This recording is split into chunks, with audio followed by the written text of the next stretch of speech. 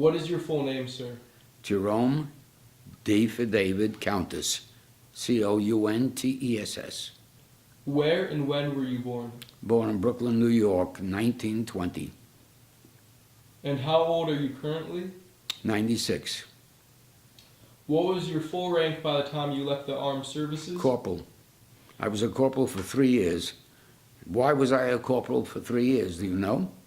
Nobody knows. Okay. I was transferred from the infantry after a year. I was fortunate enough to get malaria when I was in combat. The war in Africa had ended already, and in Syria too, not Syria, Sicily. But when you have malaria, there's not anything you can do. They took me to the hospital. I was in the hospital for about a week, 4 or 5 days. You know, you're out of it. I got better. The malaria got better. I had 2 or 3 more days to recover, and I said, send me back to my outfit. No, they wouldn't do it. Why wouldn't they do it? Because about a week earlier, my outfit had been put on a boat in the Mediterranean and taken to England. They were in the landing of the major war. They were not going to send one individual to England on a boat because they were probably convinced that I'd never wind up in the army anymore. I would disappear. It wouldn't have happened with me, but I understand how they felt. So they were smart enough. I had some background experience in working in an office, but mostly I learned on myself. I learned to type by myself. I was as fast a typist as you can get outside of professional speed riders. The 1st Infantry Division was one of 5 divisions that were in the headquarters 2nd Corps, of which 5 or 10 different outfits were part of the army in South Africa and in Sicily and Italy. At the end of the war in North Africa, they had a problem. The problem was they didn't have enough people working in their commercial life. And they asked for people who could type. They looked at my original form, you know, and they looked and said, typist. So they said, can you type? And I said, yes. And in 2 minutes, I was out of the infantry and working for the 5th Army was the one in charge of the entire area. I worked for them. They had a headquarters of possibly 200, 250 people who were in charge of all the office things that had to be done to have an army operate. Most people don't understand that, but if you're in the infantry, it takes about 8 men to keep you supplied with food, with some transportation, with replacement, with medical things, all of these things. So the infantryman is only one of a number of people. Those people, most of them don't fight in the war, but they do things which are important. But the headquarters that I was in, the 2nd Army headquarters, was practically in the field of war. They were always 7, 8, 9, 10 miles outside of it. But they had 3, 4, maybe 5 divisions involved, and they gave them orders and they told them what to do. Consequently, they needed a great deal of mechanical or stuff to take care of these things. When somebody gets wounded, who takes care of getting the information that they're wounded and tells them the main group, the headquarters, knows about that and where do they come from, and if they seriously want, who do they notify, how do they get them there, who feeds them, who provides clothing or replacements for anything. You don't just happen to have that if you're in the infantry. You have to do it, but you don't have to get it. I'll give you an example. We ate every day, okay, whatever it is that you ate, it had to get to you. We were 60 miles from the nearest place where they were servicing anybody. So they sent trucks full of food. All the food was canned food. There was no real food. They sent it to us. They couldn't come directly to us because we were in an area engaged with battle. So they would come close, as far as they could get. They would dump their cases of cans and stuff in an area, hop into their truck and beat it. And it was a wise thing to do, because if they stayed there any while, they wouldn't have lasted long, because the enemy would see them and immediately start to hit them with cannons and, you know, other stuff.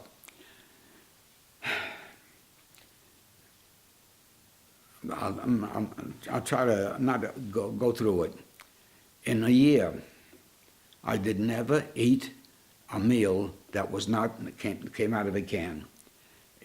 In a year, there were probably 6 to 12 times when we didn't eat for a day. There were probably a half a dozen times that we didn't eat for 2 or 3 days. The reason you couldn't eat was because the enemy was in a position to look at where you were, and if these guys came up with the truck or with the stuff to carry this thing, these guys would see it, and they would bombard them. And they would. So some days they just couldn't get there. When they couldn't get there, there was no alternative. You went without food. Nobody made a big deal out of it. You knew that that was what was happening and why. For 3 years, I did not sleep in a bed. It's not the worst thing in the world, but it's not a very good thing. When you're in the army, in the middle of an area in some country, it doesn't matter what country you're in, you don't take a bed around with you. You don't even take a folding bed with you. You don't even take a mattress with you. You take you with you. So when you have to sleep at night, what do? You lie down on the ground and you go to sleep. Most of the time, practically all the time, before we lie down, we took, everybody carried not only a rifle and other mechanical things, everybody carried a spade and thing on the back. First thing that would happen when you stopped anywhere was, before you did anything, you put down your knapsack and you started to dig. We were in North Africa. North Africa is more rock and hard stuff than soft stuff. It's not loaded with soft ground like in a field with corn or something where the ground was relatively soft. So you had to dig up ground which was loaded with small rocks and dig it up and make up enough space so that you could lie down in it. The reason for that is not because you wanted to lie down because it was warm or anything, but because the enemy fired at you day or night.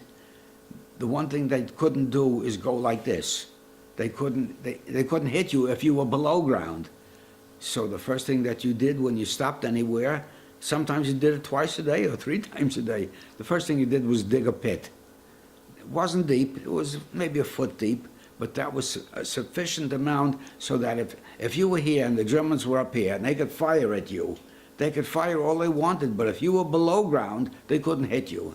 There were alternatives for them that were actually worked differently. If they shot something that exploded in the air, then you could be hit. But basically, when you spent a night or a day, whatever, in a pit below ground, you were relatively secure, at least from that kind of stuff. You stayed below ground when it was cold, when it was hot, when it was wet. That's where you stayed. You didn't have any choice. The quartermaster, which is the area of the army, one of the things is they supply you with the things that you need to survive. They're the ones who bring the food. They supposedly give you clothing or stockings or something. I did not have a change of clothing for 7 or 8 months. So you can imagine what my pants looked like and what my shirt looked like, but that's whatever. It's not me. It was everybody doing that. These guys couldn't come up and how could you give me a shirt? I'm a size 38, let's say. How do they get there to tell me how big I am? They're happy enough to get there, drop something and get out of there as fast as they can. It's not talking about just me. All the guys in the infantry, some places it's easier than it is in other places. in North Africa, it was, well, I didn't eat a hot meal for 6 months, except when I was in the hospital with stuff, whatever. Yes. Just for the record, could you take me through the specific units that you were a part of? I was always only on two units the entire time. I was in the 1st Infantry Division, and then I was in the headquarters 2nd Army Corps. But when you were in the Big Red One, what were the... I was always a corporal in the Big Red One, 1st Infantry Division, 26th Infantry Regiment, 2nd Battalion, and 2nd group in the battalion. So I was always in that stuff. I was also small. I am small. Now I'm 5'2" or 3" right now. At that time when I was young, I was 5'6". I was always 5'6". All of the guys around me were taller and bigger and heavier. So if the quartermaster were to give, supposing I tore my pants, if they were to come up and give me pants, they couldn't give me the typical pants that the other soldiers wore. They had a few like this, so they had, consequently they didn't. I did not get it. Once I got a shirt, and I got that from a soldier who was taken to the hospital and he had to get rid of his shirt, so I used it. Didn't fit me, but it fit me, you know. All of the things that the infantry soldier has to do are things that are brought to him by somebody else. He does the fighting, you know, and that nobody gets involved with that except people who are also doing the fighting. But all the different supplies of everything require a bunch of people, not a bunch, but quite a number of people. In the middle of fighting, I never understood this, I never figured it out. In the middle of fighting in North Africa, maybe 3 months, 4 months after we got involved with that, suddenly our particular, not even the regiment, the company that I was with was divided into 3 or 4 groups, and we were taken back 4 or 5 miles to a dentist.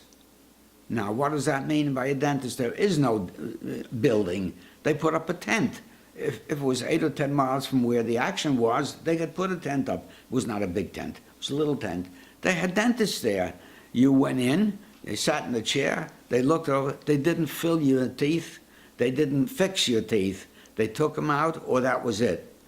I didn't even have a dental problem, but I had to go with the rest of them and have my examined. I was examined, they said you had to have 2 teeth removed. I said, why? They don't bother me. They were the officers, and they were the dentists. I didn't have a choice. I sat in the chair, I opened my mouth, they gave me a shot, they took out my teeth. Two, I still have them missing. All of these years, I never fixed them. They never hurt me when I had them, and they have never helped me when I didn't have them. But that's the kind of thing that happens. I recall one thing that always lives with me. We slept overnight on the ground. In the middle of winter, even though it was North Africa, we were high in the mountains, not high, but pretty high in the mountains, and we slept on the ground in a pit that we made, you know.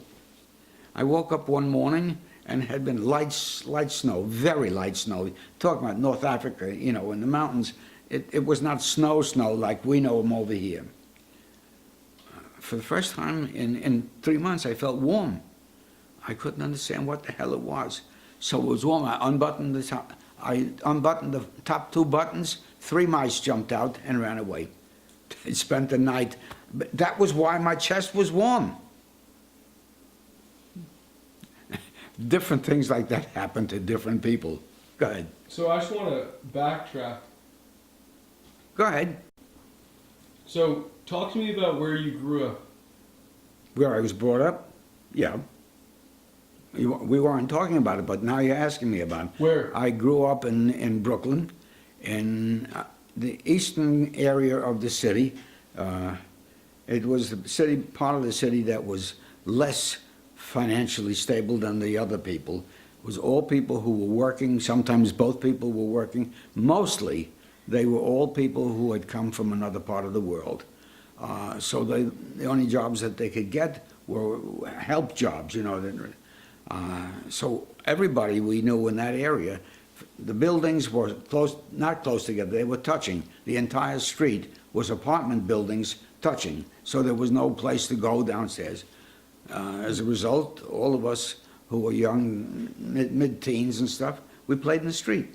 So yeah, as a small child, what kind of things would you do for fun? I have no idea when you say small child, what do you mean? I don't know what I did when I was a small child, but when I was 9, 10, 11, 12, that area, we played in the street, we played baseball. What did we do baseball with? Nobody had any gloves. The bat was a long thing that you used for a broom. That was the bat. The field that we were on was simply how wide was the gutter. You know, it wasn't very wide, but we were small, we couldn't hit it all that far. It's not so easy to hit a ball with a broom. We also didn't have any hard balls because you couldn't get any. So we used a 5-cent ball that we could buy, and first base was on this side of the gutter, and the second or third base was on this side. Second base was on top of a sewer, a little way down the gutter, and that we did that all the time. A little later on, when we went to school, I became very interested in playing handball. We didn't have handball courts to play, but the schools were 3 stories high with all kinds of things, and they were on a playground. The playground was paved, but that's it. But the walls, so we got paint, and we painted stripes on the wall that's put how far apart the court would be. Let's say it was 20 feet or 30 feet, I don't know, it doesn't matter. You know, put a stripe down, that became the handball court. We didn't play football, we didn't play basketball. There weren't any things like it to play with. Where are you going to get a football? There wasn't any. Where do you get a basketball? There wasn't any. And we didn't have any money to get it. So we played handball. For a nickel, we could easily get a handball. I forget what the name of it was. A usual little white ball like that. And we played with that. And there were times that I played 8 hours a day straight. On that note, I want to know, what was your father's occupation? My father's occupation was none. He worked at almost everything. He came from a family, his father was a general in the Turkish army. He was a general who escaped from the Turkish army with a lot of money. They came to, one day, somebody came along, deposited a lot of money to give the people in the army payments, like every month you get a payment. He took a lot of that money, took his wife, took 3 kids with him, and they escaped from Turkey. They got on a boat, they came to the United States, they came to Ellis Island. They were left off on Ellis Island. When he got off the boat, they asked him what his name was. He said, Cantos. They made it Countess. My father did not believe in work. If he worked 3 weeks at a particular job, that was a very long time. My mother stayed with him for 2 years and dumped him. Now, in those days, women did not do any divorcing. She divorced him because he wasn't providing any income. So she had to go to work. Even though she had a child, namely me, I was her only child, she had to go. Her mother, my grandmother, lived with her. Her grandmother came from Russia. She didn't speak any English, but she was a good lady for cooking and taking care of the 3-room or 4-room house that we had in the apartment building. I don't know how she did it, but she went shopping, she bought her food. She didn't have any problem with the people selling food to her, but the food that she was selling was very simple, and it kept me alive, and okay, my mother alive, but my mother was working all day long, 8 hours or 9 hours or 10 hours a day. Selling food? No, my mother worked in the garment industry. That was the only industry that these people could work in, because they had no training in all the other things. So she was not by herself. There was a great many other ladies just like her. Most of the time she had to go by trolley or bus or something to go to where she was working. For a while, they stayed in New York City, in Brooklyn. But then the center of New York City, Manhattan, became the center of the garment industry. When I was a little bit older, maybe 12, 13, 14, she went every morning. She rode in the train. She rode for half an hour or three-quarters of an hour to get to work. She worked to work. She worked 8, 9 hours a day, sometimes 10 hours a day, got back onto the train, came back into Brooklyn. The result is that when she got to me, it was 6 o'clock at night, 7 o'clock at night, late. So she was very happy that her mother was there taking care of keeping the house clean, making the stuff that they had to do, and feeding us. Wow, so your mom was providing for you and raising you with the help from her mother. Yes. Did you have any contact with your father? None whatsoever. I saw him once about 5 or 6 years, maybe 8 years later, after I was born, when I went to see him at Passover somewhere in the Bronx. In those days, to go from Brooklyn to the Bronx, even though it was by subway, it was a big job, a big trip. It took an hour and a half to get there. I went there. He had remarried. He had a woman who already had 2 or 3 kids when I got there at 8. They were nice. They were, they took care of me. Usually we went there on the Passover holiday because that was the time that you got out of school. So I went there and I stayed there 2 or 3 days. He paid no attention to me except to say hello and goodbye. But on the other hand, he wasn't doing it to anybody in his family. He did not work. There was a period of time when my mother knew somebody who was a politician, local politician, not a big one. He was kind enough to get a job for him, for my father, as a speaker in one of the,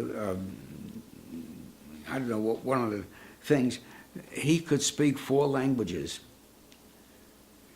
And that's what the judgment people needed very badly because they couldn't understand what these people were saying. So he got that job. They were happy to get him. That was the most money he ever earned in his life at one time. He lasted with that job almost 6 weeks. That was as much as he could handle. He quit. Now, talk to me about what it was like for you growing up during the Great Depression. I can't tell you what it was like because I don't know. There was not anything to do that you could go to where you would get help from anybody. We lived in the street. We went from one to another. We sat in the street. We sat at the curb. We cooked potatoes on the fire at the curb. We bought some potatoes and we made hot potatoes. Didn't have it in the house so much. But there was no alternative. There was no place you could go to play or to travel or to visit. Once, when things were doing well with my mother, once a week we went to a Chinese restaurant on Sunday for a real meal. It was 25 cents during the week and 35 cents for a meal on Sundays. So my mother, my grandmother, and I went to it, and we had a good meal, and that was the only thing that we did. I didn't go to a movie until I was about 12. There were 2 or 3 movies in the area. It was 25 cents to get into the movie. Where the hell did you get it? Were there any specific instances that made you fully realize that there was a Great Depression going on? No. We never had any interchange with people from other areas or other parts of the country or other parts of the city. We only knew the people who we were living with. They were all pretty much the same. They came from several different countries. Their parents came or their grandparents. We didn't know about that stuff, and they didn't talk about it. So then that was the norm. That was the normal. That was normal for all the people I knew, yes. When you got into your teenage years and you and your buddies would get together, what kind of things would you guys do? There was a period of time when we started to become at least a little more adult. I would say probably starting about 12. 12, 13, 14, we began to play with each other, talk a little bit, but there wasn't any interplay with females. We all went to different high schools, so it was hard to be together. But I can't tell you that we knew anything about the world situation or even the local situation. But by the time we got to be seniors in high school, we were beginning to learn something about the local world. Not the world, but the local area, the city, and what it was like. The first time we knew anything about girls was when we got into the upper levels of high school training. What were the first few jobs that you had? I didn't have a job until I got out of high school. What were my skills? Zero. What did I know to do? Nothing, absolutely nothing. There were a lot of employment places that lived on us unknowing students. We went, the first job I got was in a restaurant, $5 a week, 10 hours a day. I worked in what? I didn't know anything about a restaurant, so I was a dishwasher or something like that. That's the way it went up until we got out of high school. By that time, we were beginning to read newspapers, we were beginning to meet people who were actually working, and we began to find out that there was a world out there. Before the war started, did you have any idea on what you wanted to do with your life? No, I didn't. I wasn't even thinking then that I wanted to be a writer. I didn't know what I wanted to be. But it was when I got out of high school, that last year, that suddenly I began to see what a world was like that people were doing, but I had no trade skill of any kind whatsoever. So I went through maybe 20 of these jobs in the first 6 months or a year after I got out of high school. It was easy to get them. We paid a payment to the employment agency, and we got a job. All of the jobs were totally unskilled, simply needed a body. But it wasn't just me, it was all the guys. But some guys had more training. They learned about typing, they learned about writing, so they had some jobs. But I didn't have it until probably a year after I was graduated from high school. Most of my friends suddenly wound up going to Brooklyn College or New York City College. I couldn't get in. The reason I couldn't make it is because my high school average was 69 3/4.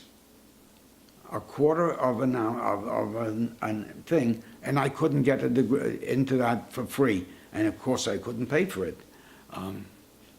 At the beginning I didn't care, but as I discovered after a while, almost all my friends were going to Brooklyn College at daytime for free. I had to pay $15 for a credit. How did you find out about the attack on Pearl Harbor? I had no way of knowing about it until we heard it on the radio. Never heard of it before and didn't even know that they were doing it. But on the radio, all of a sudden there was a thing saying there was an attack on Pearl Harbor by the Japanese, and okay, we believed it. And we became worried about it, and but we didn't think of ourselves as being possible subjects to be in that. But as the war proceeded, and suddenly they needed help, they needed soldiers, they needed a lot of the guys with no special training either volunteered or were taken in. That was when the Draft? yeah, we all suddenly had to sign up for the government, what do they call it? I forget. Selective service? What? Selective service? Selective service. So all of us did, and they started to say, on this month, people with numbers from 1 to 10 had to join the Army. I had a problem.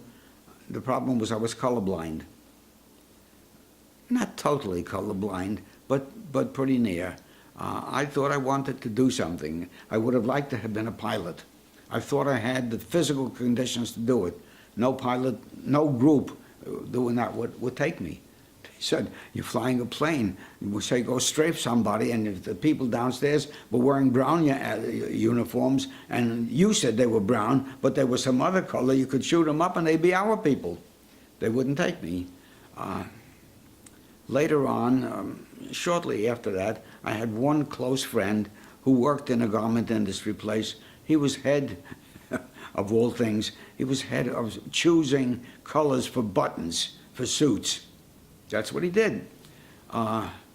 We found out that the Coast Guard had a base in Lower Manhattan, and right at the bottom of Manhattan, where they were looking for people to take into boats. You remember the Germans were drowning one boat after another because the boats didn't have any cannons. So the boats started to put cannons on, and they needed 6 or 8 people to shoot a cannon. I thought that was going to be a great job. And he thought the same thing. All our friends joined the Army for something or other. So we decided we would go, and we went to the Coast Guard in Lower Manhattan, and they gave us a test, and physically we were fine. Mentally we could handle whatever they wanted. Everybody but me got it. I didn't get it because I was colorblind.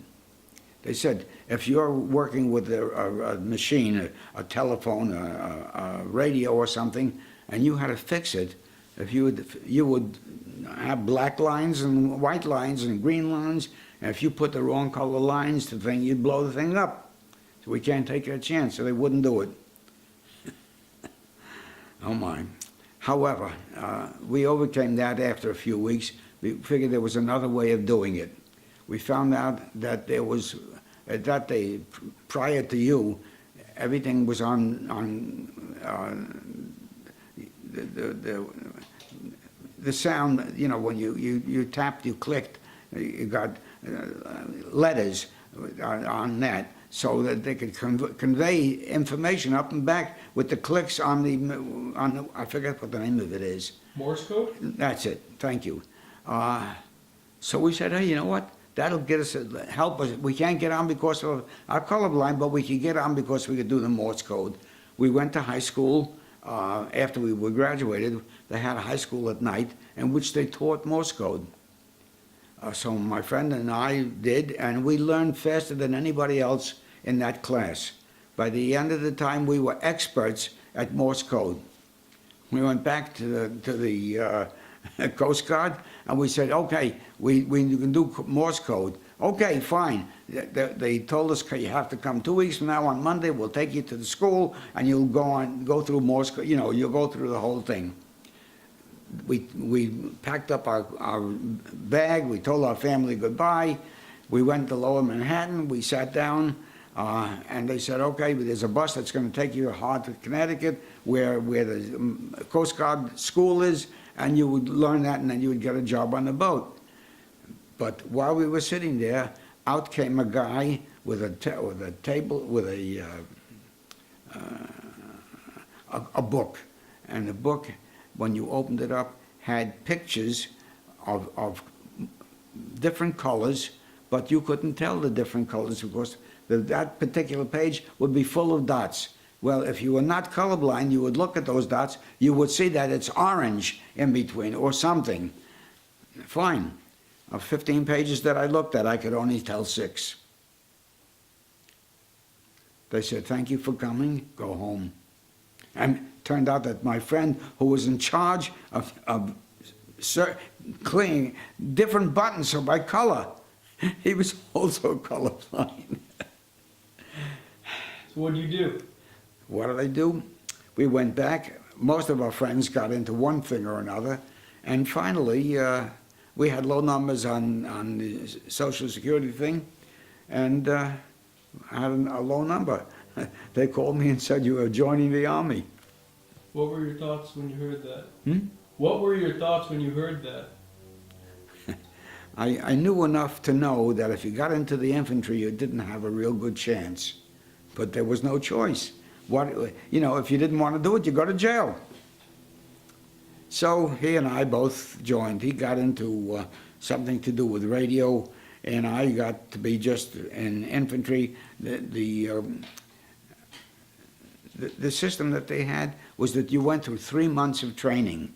1 month was, the first month was physical, the second month was something else, and the third month was a specific thing that you were doing. I got a specific thing I got into. I didn't know what I was doing with it, but I found a guy in there who had lived in Massachusetts on the coast, and he knew all about boats. about how you fix a boat, how you make it, how you take the boat engine, and you did this, you did that. Everything that I couldn't do, he told me how to do. I did the test, I took them, I passed well. So they gave me a job, they said, okay, you're gonna be a staff sergeant and you'll be going someplace. Except that program failed, it died. Didn't work. Where'd you go for basic training? I didn't, I originally, when I was hired, not hired, but selected, we went to Fort Dix. And from Fort Dix, we just spent the 2 or 3 days, and then we were sent out. Mine was somewhere in the mid on the coast, one of the towns between New York and Miami. I forget which one it was, but it was about 500 miles from New York. And I went there and we did our 3 months of that. At that time I had already not found out, but I had gotten to know the girl who later became my wife. And we were feeling, that was going to be what we would do together. But when you went into the Army, she became a nurse. That was what from the time she was 12, she knew she was going to be a nurse. She told her family, don't teach me how to wash, don't teach me how to cook, don't teach me how to sew. I want to be a nurse. Her parents didn't, her mother and her grandmother did not like it, but that's what she wanted to do. So about the time that I was taken into the Army, she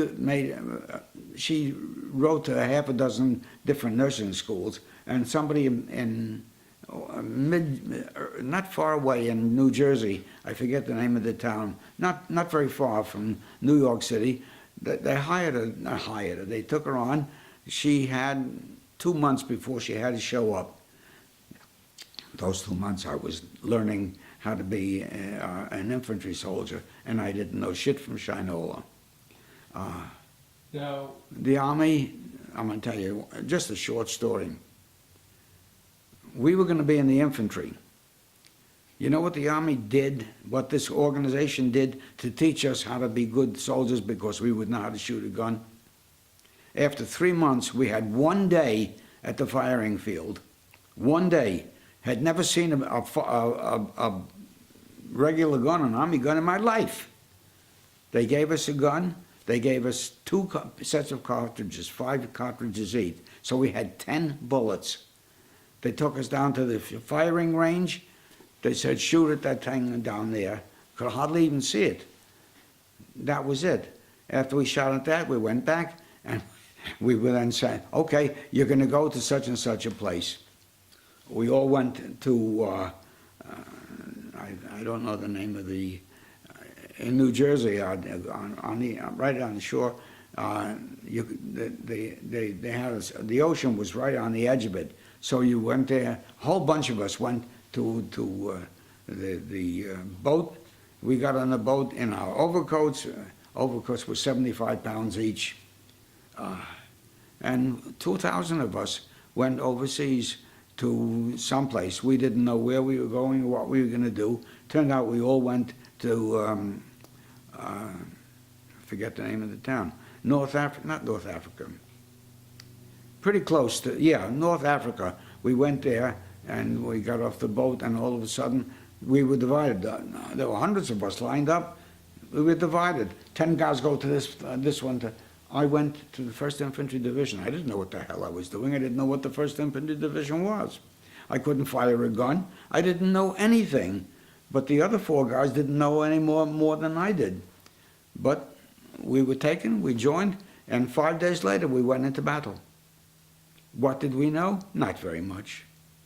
so you didn't join the Big Red One until you were already in North Africa? That's correct. When I got there, we went to a center where all the guys came in, and we were distributed to whoever needed them. Didn't matter that they didn't know that particular talent that they had.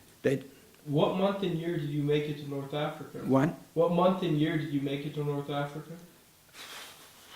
December 1942. I went with a whole bunch of guys, and 5 of us who didn't know each other on board the boat. We got off. It was raining, of course, and we lived on the ground with a tent. We actually had a tent, small tent, that was 3 feet high, and that was good for 2 people. So we slept in that. We never changed any clothes or anything. We slept in it. It rained practically all of 5 days, and then we were distributed. We went to the 1st Infantry Division. The 1st Infantry Division, they were short 5 people for their veteran. So they took us. Not that they hired us. We became part of the 1st Infantry Division. The other guys went to other organizations. Nobody knew why they were doing it. They just had to get rid of all the guys who came in. They had to send them somewhere. Now, you mentioned that training hardly taught you anything, especially when it comes to handling guns. So what did they spend most of their time? They were really mostly interested in you being physically in good shape. So we did a lot of physical training, you know, and lifting weights and running, walking and doing all kinds of things. But until almost the very end, we never saw a gun. I had a weird experience related to that. We were in the infantry now. Suddenly we were in the 1st Infantry Division. I'd never heard of them before. Never knew anything about them. But the 5 of us, the infantry people said, "Oh my God." But they had to have somebody. So they didn't teach us anything.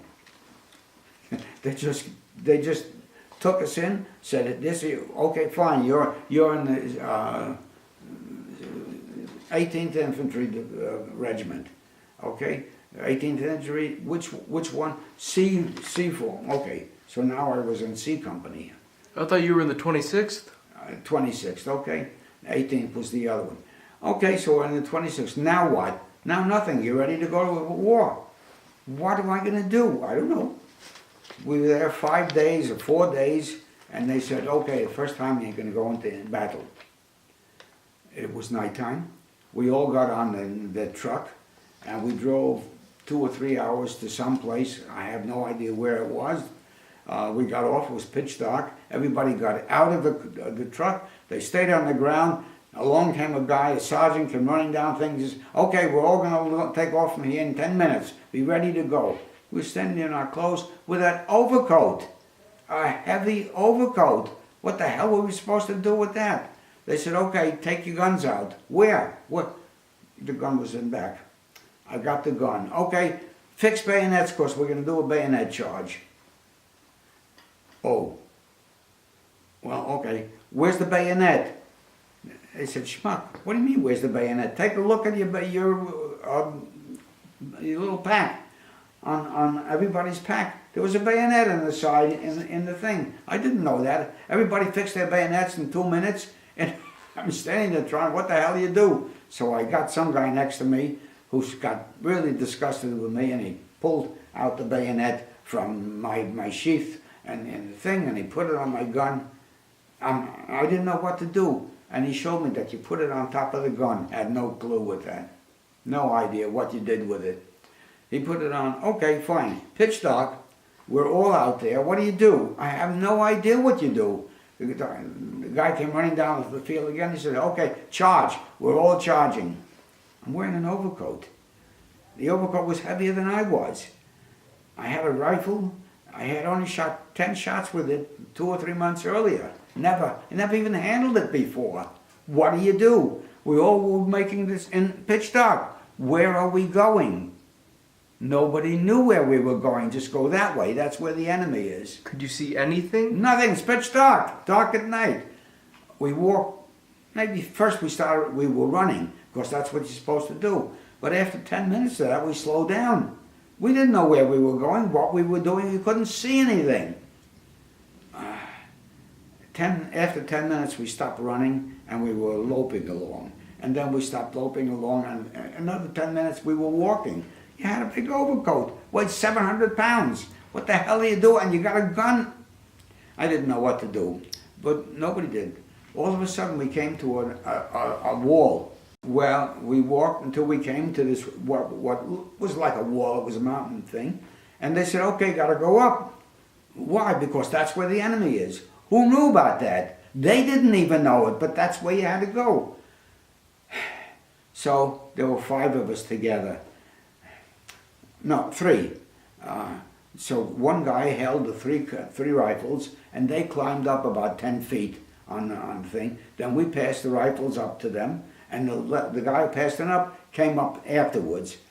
There was no training, no anything. There was no steps, no anything. I don't know how we got up there, but we got up there. Then there, we held the 3 guns, and the other 2 guys went up another 10 feet.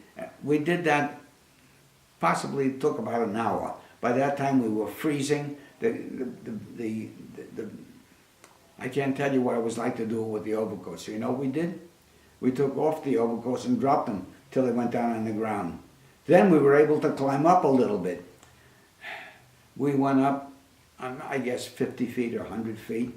And it was my turn to go up and then pick up the rifles. I climbed up and I got to some real ledge about this high, and I had my hands on, and I went up. When I got to the ledge, there was a head looking over the ledge, looking at me. It was not an American soldier. Right. Your attitude is absolutely correct. I didn't know anymore. He didn't know anymore. He smiled. He said, he was speaking Italian. He couldn't speak English. I didn't know Italian, but I knew a little bit of Spanish. So I was able to, somehow or other, we got 2 or 3 words together. He said, come up. I can't come up. They shut up the rifle. I handed him the rifle. He took the rifle, put it down, grabbed me by my shoulder like that, and put me up on the ledge. The ledge was no bigger than this thing over here. So now what do I do? The other 2 guys had to come up. As it turned out, these guys were Italian soldiers. No, they were Italian soldiers. They were under the control of the Germans. The Germans used them as battle people. In North Africa. Yeah. The Germans used French and Italian people throughout that entire area. We didn't know what to do, and finally got the message from these 2 guys that they didn't want to be part of the German army. They wanted to be taken by the Americans. Okay, fine. You know what? They had a little fire on the ground with a can under it, and it was filled with water, and they made coffee or tea or something like that. That was the first hot thing we had to eat all day. We had it, and I said, okay, now what do we do? They said, we want to give ourselves up to you. I said, okay, what do I do with it? And they said, you take us down. I said, my God, I can't go down. They said, you don't have to. And there was a path 20 feet away. There was a narrow path that went all the way back down. Who knew about that? Nobody told us anything. Nobody knew. So the 2 guys I was with said, listen, you're the one who saw him and got him. You take him down. You know what? I wasn't unhappy, because at least I wouldn't have to fight. I wouldn't have to use my gun. So they came behind me, and we went down, and we walked for an hour before we found other soldiers who told us where to go, and we found a guy who was in charge of, I don't know what security or whatever. Oh, he said, yeah. So these 2 guys came up to him, and they took off their hat, and he said, okay, you'll go with us and we'll put you over here, and then you will be interrogated by some people. And one guy puts his hand in his shirt and pulls out a revolver. You should have seen those two American guys. They wanted to make in their pants. Here's a guy with a revolver standing as far away from you then as I was standing. You are standing from me right now. They didn't know what the hell to do. These guys said, hey, take the gun. We don't want it. We don't want to be soldiers. That's what they did. The guy that they did that to told me, he said, you know what? You just did the worst possible thing that you could do, is you turn over somebody and you haven't checked them out for arms? How could you do that? I don't know how I could do it. He said, you know what? I'm going to get to you. Not now, but in 3 or 4 months, I'll find you. He says, and I'm going to make you work to do this. You know what? He did. Almost 3 months later, the first day off we had in 3 months almost, we were right close, almost close enough to the ocean. We pulled back out. We were laid on the very edge of the ocean. We all had a chance to take our clothes off and wash our clothes in the ocean and do whatever. This guy came along with 2 other people, and they took me and they made me walk up and down on the shore 100 yards each way. Hello? Oh, you're doing it. Sorry, They made me walk up and back for 3 hours. Yeah, you're the guy doing it. It's okay. It's right behind you. I did that. I never saw him again after that. But he made me walk up and down with a pack on my shoulders full of rocks. That was the training that American soldiers got. And how did he make you walk with the pack? He didn't. He just said it. He was a captain. He said you walk up and back on the ground. Walk from here to here to here to here. How many up times? And back. How many times? I don't know how many times, but it's 3 hours worth, non-stop. Wow. At any rate. Talk to me about your feelings towards the Germans at that time. Before you actually engaged with them in combat. I just knew that they were bad at that time. Subsequently, I found out how bad they were by what they did to the people they were in charge of. It was terrible. It was pretty bad. Later on, almost a year and a half later, when the war was almost over, the Germans, it was far north of Italy. That's where we were. The Germans had found a town with people, most of the men were gone. They made them all go into houses, locked the door, and they burned the houses down. Yes. At that point, I knew I wanted to kill them desperately, badly. So did everybody, but by the time we got there, half of them were already dead. We got the others, we got some of them out, but that's what they did.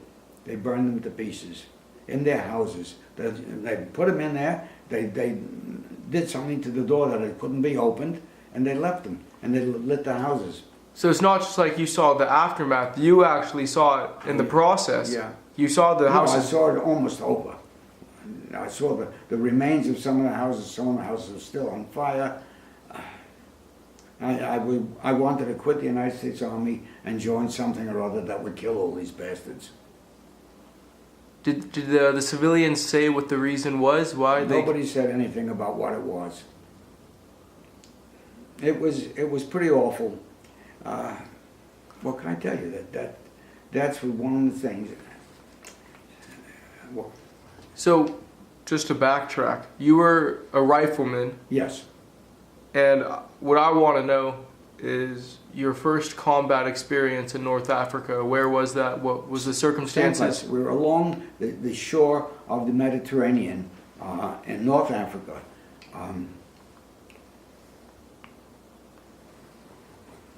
My first experience was the same as all the other experiences. Who knew? Nobody knew. Whatever they did, I did. Well, I don't know. Tell me about it. Okay. As an infantryman, you don't have very much say over anything. Your sergeant has a lot to say about you, and they tell you what to do. And if they tell you what to do, whether it's smart or dumb, you have to do it. I could tell you a lot of stories about it. I'll tell you a few of them. Shortly after this thing took place, a week later, 4 days later, I don't know exactly later, we had to go out. They said they're only sending out 10 or 11, 12 people. We want you to go on and pick up a couple of German soldiers so we can interrogate them, because we didn't know. It was dark. They had no way of knowing how many Germans there were there. Before they attacked, they wanted to know something. I understood that. It made sense. Nobody knew anything about it, and I still didn't know anything about how to fire a rifle or anything. But 12 of us went. So we got there. They dropped us off. They wouldn't stay because that was in range of the German guns. So the truck rolled all the way. They said, come back at dawn. When it comes, as soon as the light starts coming, you come back, you go to over here, and we'll come back and pick you up. Where is over here? Who knew? Nobody knew. We'd never been there. We had no map. We didn't know anything. But they said, look, it's a big plain in front of the mountains. You go around to it, you go to the north, we will meet you there. Okay, fine. We looked around for 4, 5, 6 hours, did not find a single German. I said, okay, look, it's starting like it's going to get light. We have to get out of here because once it gets light, all those guys are going to be there and they're going to see us and shoot the brains out of us. We understood that. Okay, so where do we go? Well, they said you have to go north. Where is north? That's how we found. Nobody knew where north was. Sky, black sky. Where is north? I said, fellas, I'll show you where north is. All of a sudden I made friends. How do you know where north is? When I was 12, I was in Boy Scouts. I was taken in, I didn't know anything about it, but they took us for a walk through a local woods in New York City, and there was them. And the guy showed me, he said, one of the first things you have to know is how do you find your way around. That star up there is the North Star. You can tell a North Star because this is here and this is here, and it's always like, and he was correct. That was it. So here we were in North Africa, and nobody knew anything, and I knew where the North Star was. I told them that, all of a sudden I was a big wheel.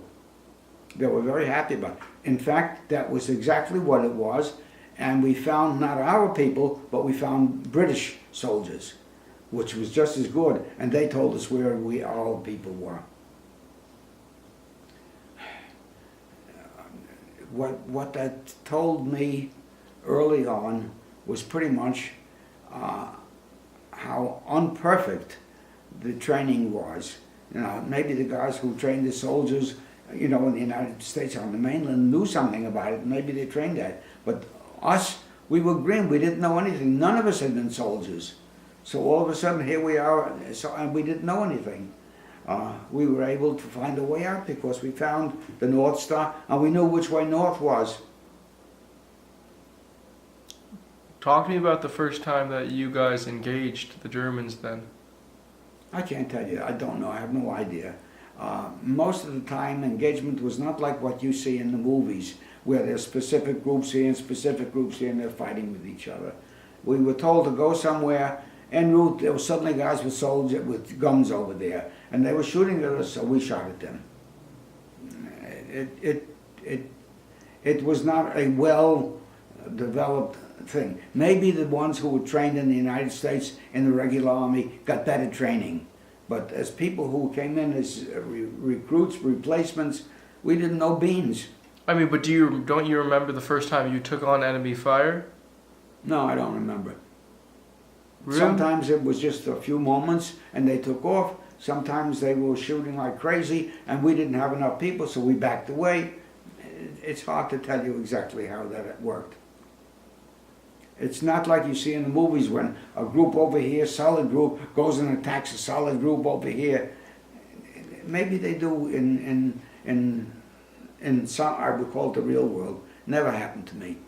I was in battle for over a year. Never had something like that. Most of the time it was suddenly, we suddenly found out there was an enemy where we didn't know. Or we attacked and there weren't that many people there, there were fewer enemies. It was not written out on a map how you do it. It just didn't happen. Are there any specific incidents that you remember though, about combat in North Africa? No, I don't remember. We'd be walking around and all of a sudden there were a group of enemy there. What do? You fire back at them or they fire at you? What do you do? With your group of guys, what are you going to do? Now you're going to go into battle formation when these guys are shooting at you? You spread out. You know, your guys are over here, these guys are over there. You spread out. At the very earliest, where I got the Silver Star from. This was pretty early on. Maybe I was a month with the infantry, 1st Infantry Division. We were told to go someplace. Okay, we started to go someplace. The more you went, the wider apart we got. And you know, all of a sudden it wasn't a big bulk of people, but we went. for reasons I don't know, when we came to a place where there's a turn, everybody went this way and I went around this way.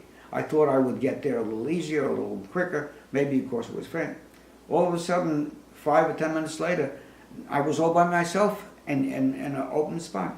Okay, I'm going, and I hear a voice. Somebody's calling me. Where's the voice? I don't know. Somebody up front, maybe 50 yards away from me, was on the ground behind a rock that was about this high. And he said to me, he said, hey, he called me name. Turned out that was the first sergeant of my company, which is the head guy in that. He said, you got to get me out of here. What? The Germans had you know what a pit is when you're talking about an arms pit or a machine gun pit or something. It's an area about as big as this. And they build up rocks about so high. They mount a machine gun on top of that. They are pretty well protected, not altogether protected, but pretty well protected. They were up here on the mountain, we were down here, and they saw this guy walking around open. They started firing on him. He did a smart thing, he found a big rock and he got behind it, so they couldn't hit him. On the other hand, what they could do was they were shooting at the rock.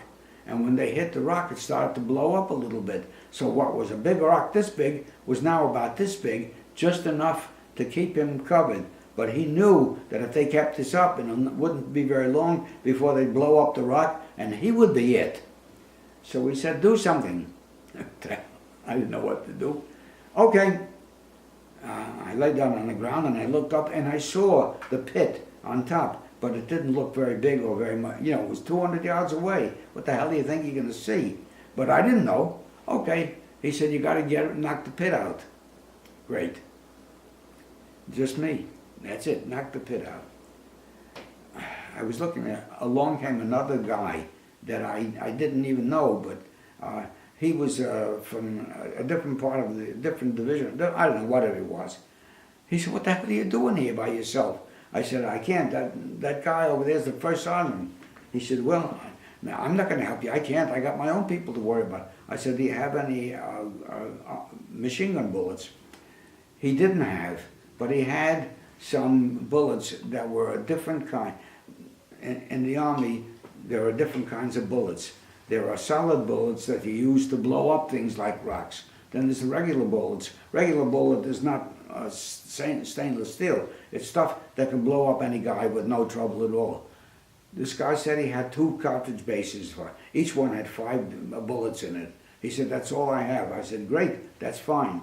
He gave them to me and he took off. He wasn't going to hang around. I laid down on the ground and I fired at them, and I was lucky. I didn't hit the two guys behind there, but I did hit the rock. The rock blew up like this, and it must have gotten in their faces or something, because I heard them screaming and hollering and whatever. They took off. They ran away. I told that to the sergeant down there. He was able to get up and go around the other way outside. Because of that, he gave me the Silver Star. It was more complicated than that, but that was essentially... What do you mean it was more complicated?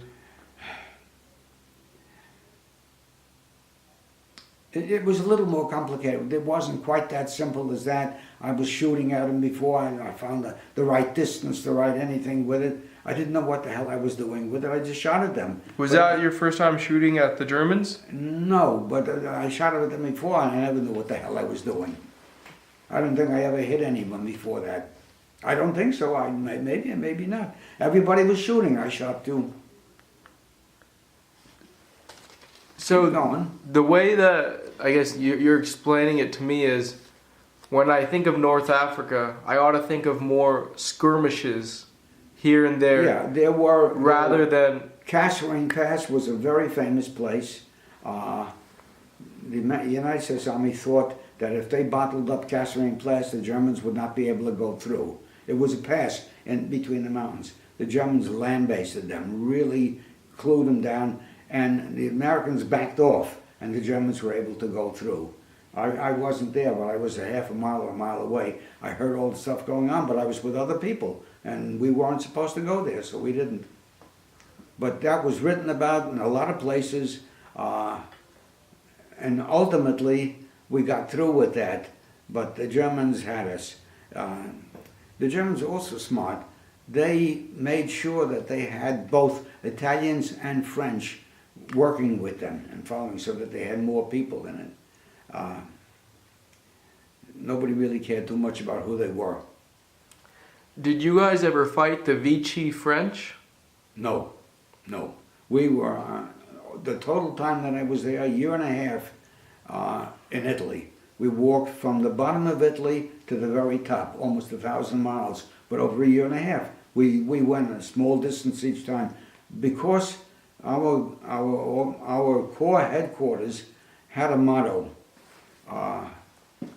that they were always going to be out in front. They were never going to be in a building. Ordinarily, corps headquarters is always in some building so they could be protected with their all of the stuff that they needed for the paperwork and all of that. These guys, it's the only one that said on the paper on the bottom, it said headquarters, second corps, in the field. There's no other corps headquarters that ever said that. So the entire time that we were with them, we were never in a building. These guys would, we had maybe 10 or 12 trucks. Every time that we stopped, all of the equipment had to be taken into the trucks, moved up 5 miles or 6 miles, taken out. The material, the equipment was redone, put in the tents. So if it rained or something, they didn't get it. And after a couple of days, they moved ahead or they went back. And each time the trucks came along, got their stuff, helped them get out. So we never got anywhere to sleep except on the ground. There was a while, after a while, that we actually had cots for a couple of months. Can't tell you. But that's the way it was. Just to backtrack. Sure. Describe to me the terrain in North Africa. The what? Terrain. Okay. In North Africa, we were in the Atlas Mountains. The Atlas Mountains were parallel to the ocean. They were high. They were not tremendously high, but they were quite a few. So consequently, each time, and it was all mountains, all the way up. So we would walk up and down the mountains, up and down. Partially, that resulted in our having a hard time getting supplies of food because the trucks had to go up and had to come down, and there were no roads for them to do it. When they came within a regularly short distance of us, they wouldn't get any closer because invariably the Germans stopped at a high point so that they could look down on what we were doing. Because of that, the trucks would only go up to a certain point. When they came to where it was down like this, they stopped over here. They didn't go up with it. We had to walk down, pick up the cans of stuff, and walk back up, or other things. The mountains, I don't know how wide they were, but we were always in the mountains, always. Some very high, some not very high, but it doesn't have to be very high if you don't have any climbing equipment. So we were constantly doing that. And because it was mountainous, it was difficult to dig foxholes because it wasn't easy. But we got to learn how to do that. So you guys didn't fight in the desert? We never did. We didn't. Not far away from us, the British were fighting the Germans, and they had straight desert, but it was mostly tank stuff. The tanks went up and back. We didn't have that. Now, the weather, it gets real hot and real cold, is that right? Real hot, yes. Real cold, pretty cold, yeah. It doesn't have to be more than 30 degrees or to start getting real cold, but you had no choice. And, one thing I've learned, after doing these interviews is the average grunt, only can see what's in front of him and doesn't have, a bird's view of what they're going to be doing next and everything. That's true. But looking back in history at what you were accomplishing with the Big Red One, what were your guys' main objectives in North Africa? Well, You're asking for objectives in North Africa. With the average guy in the field, he didn't know about North Africa. He just knew what's going to happen in the next half hour, a half mile or a mile or 2 miles. That was it. So then tell me, from what the average guy like you knew, what were your guys' objectives usually? Objectives were that mostly there were no buildings, but there were some buildings. You say, oh, the tanks are in a village 2 miles up. If you go down this mountain, you'll see them on a plain. Most of the time they weren't in buildings, and most of the time they weren't massed up yet. They were doing pretty much the same thing we were. We were going through the land, and they were also coming back only this way.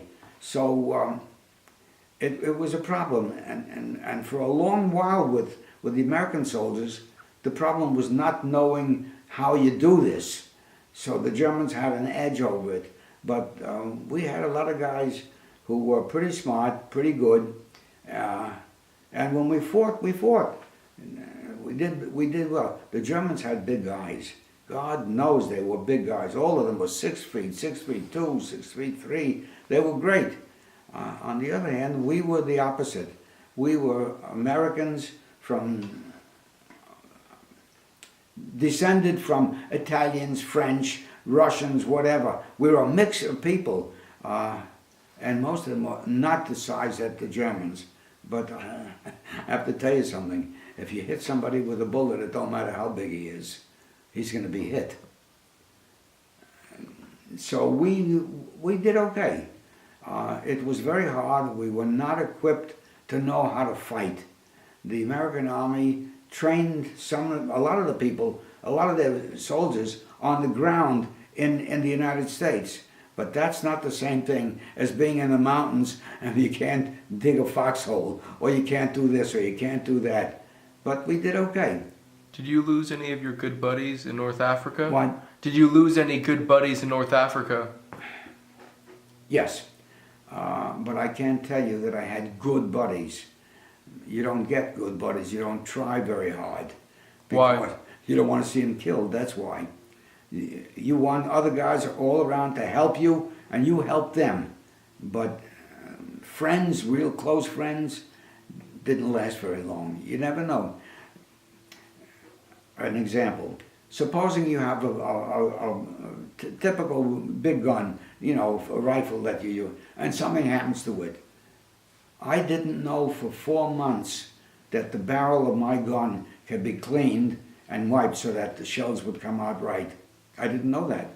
The first time that we had a stop pretty close to the shore, and we got equipment, new stockings, new underwear, some, I saw a guy cleaning his rifle. I said, "What the hell are you doing?"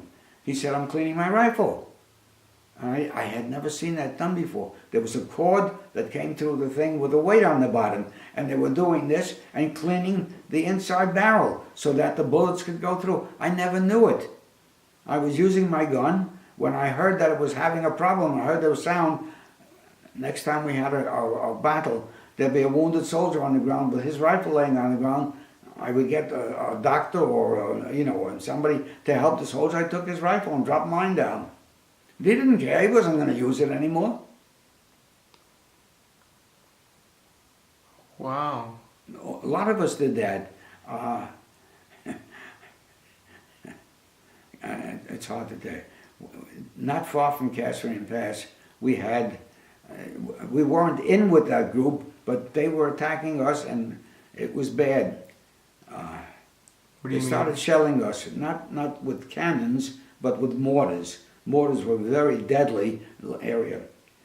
We were not a patrol, but we had probably 30, 40 guys doing something, some area. The ground was like this. We were wherever we could. The Germans, because of that, we had some protection against the Germans shelling us. Of course, they couldn't see us when we were behind the things, but they were shelling. They didn't give a damn. And we suddenly had to get underground to do whatever we can. We couldn't, but we dealt with that whatever we could. We got as much of a foxhole as we could get. It's temporary. That's not permanent. All of a sudden, I see a guy about as far away as that television. He's lying on the ground, but he's on the ground on a slant. I could see he was not dead. All of a sudden the Germans fired, and he rolled down. His leg didn't turn. His leg was shot off and only attached by some skin, no bone. So when he rolled down, his leg stayed still and he rolled down. If you see that once, you have a different feeling about that kind of stuff. Ultimately, the guy died. They couldn't get anywhere to him. Another time, after the guy I found out about cleaning your rifle barrel. The next time we had an engagement and there was somebody on the ground who was killed or dead, I took my rifle, dumped it down, picked up his. Nobody gave a damn. And in the United States, oh, your rifle was an emblem of God. Everybody has to really take care of it. I understand that, no problem. But what are you going to do out there? Where are you going to get it from? Were there a lot of incidents like that? I don't know. I can't tell you. Who knows what a guy's doing over here? What a guy's No, I'm not. No, I don't care about the rifle. I'm talking about that guy, the soldier who you saw, his leg. What happened? Were there a lot of things like that? Oh, of course there were. They didn't, not many, but enough to keep the hospitals very busy. And the guy had the worst job in the company with the two guys who were in medical corps. They had to take care of the wounded soldiers, or at least help them stay alive until doctors came along. That's a job you don't want to have. Guys with arms blown off, and this blown off, and that blown off. It was pretty awful. But if you are involved in that and you were in combat, you couldn't stop to do every guy that was hurt. The Germans were firing at you. What are you going to do? Stop in front of that and try to bandage this guy's thing? Your job was to get rid of those guys, to kill them, to do what you could. It was a problem. You mentioned earlier they weren't real close buddies, but they were friends who you lost in North Africa. You know, a big part of why I do this is because I want, the fact is you're a survivor, right? Yeah. There are a lot of guys who died and stayed over there, and they're also completely, forgotten. Yeah. From the guys who you knew that were killed in North Africa, we'll start with North Africa, can you shed some light on them, their personalities, what you remember about? I can't tell you that. There was no way of knowing. We got together, all of us were doing the same thing. We were talking about exchanging ammunition, exchanging this, maybe even exchanging some clothes if you had it, We're talking a little bit. I did not have close friends, but I didn't know anybody who had close friends, except the guys who already came from an organization where they'd been close and there wasn't a war. So they had built up the friendliness. But there was so much change in combat. New men came in to take the place of people who were killed or wounded. New men came in. You didn't have a chance to become friendly. You couldn't go out and go to a movie, or you couldn't go out and go to a bar and have a drink together. You were out there, out in the open with guys. You took care of them to the best of your ability, and they did with you. But I never got real close to any of them, and I saw an awful lot of them. Getting hit. You said you saw an awful lot of them. I saw an awful lot of guys who came in as replacements for the ones we had. And we saw the uniform. More than anything, you saw the uniform. And you knew that this was the guy who's going to help you, and you were going to help him. That's mostly what you knew. If you weren't constantly in battle, you could go through the business of making friends and doing it. But with guys who were changing every day or every other day or every week, it was hard to make anything permanent. Now, before we move on from North Africa, just what I want to know is the most casualties that you guys suffered. Was that from small arms fire or the mortars, artillery? What was it mostly? Mostly what we had was small arms fire and mortars, and from tanks. You guys fought tanks. Talk to me about that. They weren't close to us. They didn't have to be. They could be half a mile away or so, and they would still be able to shoot us. But mostly it was mortar stuff that these guys did, because they could handle it. Just people could handle a mortar. 2 or 3 guys with a mortar, they could provide all the necessary ammunition they needed, whatever, and you put it down on the ground, you put drop the mortar in, and it goes off. You don't need to do. The tanks had bigger equipment. There was nothing you could do about that. They were shooting. They didn't have to worry about whether you were close up and they have to do this quick. They were well trained to do that stuff. Mostly we were in trouble with guys with mortars because they could move it around, and they were stuff that didn't have to be right close to you. What's it like to experience a motor? Mortar? It's like a small cannon. That's what it's like. For a while, we were speeding at night. It was so cold, and we didn't have any things, that we would dig a flat hole about the size of this, and 2 or 3 of us would get into that and lay flat, and just about enough. But it was enough to keep us off the thing. But the Germans became smart and took care of that. What they did is they shot stuff that exploded 15, 20, 30 feet off above the ground, so that the small pieces of metal were shot out all over. I was in one with the 3 of us in the ground, and twice. Once one guy was hurt, and the second time, not the second, the 3rd or 4th time, 2 guys were hurt, and I wasn't in the 3. I was very lucky, very fortunate.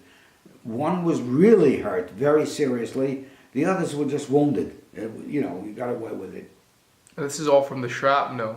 All from the shrapnel. At night, the German Luftwaffe, did they come down and strafe you guys? No. They were beginning, by that time, American planes were starting to come in. At the beginning they weren't, but they were starting to come in, and they were beginning to give a problem to the Germans. So we never had a problem with that.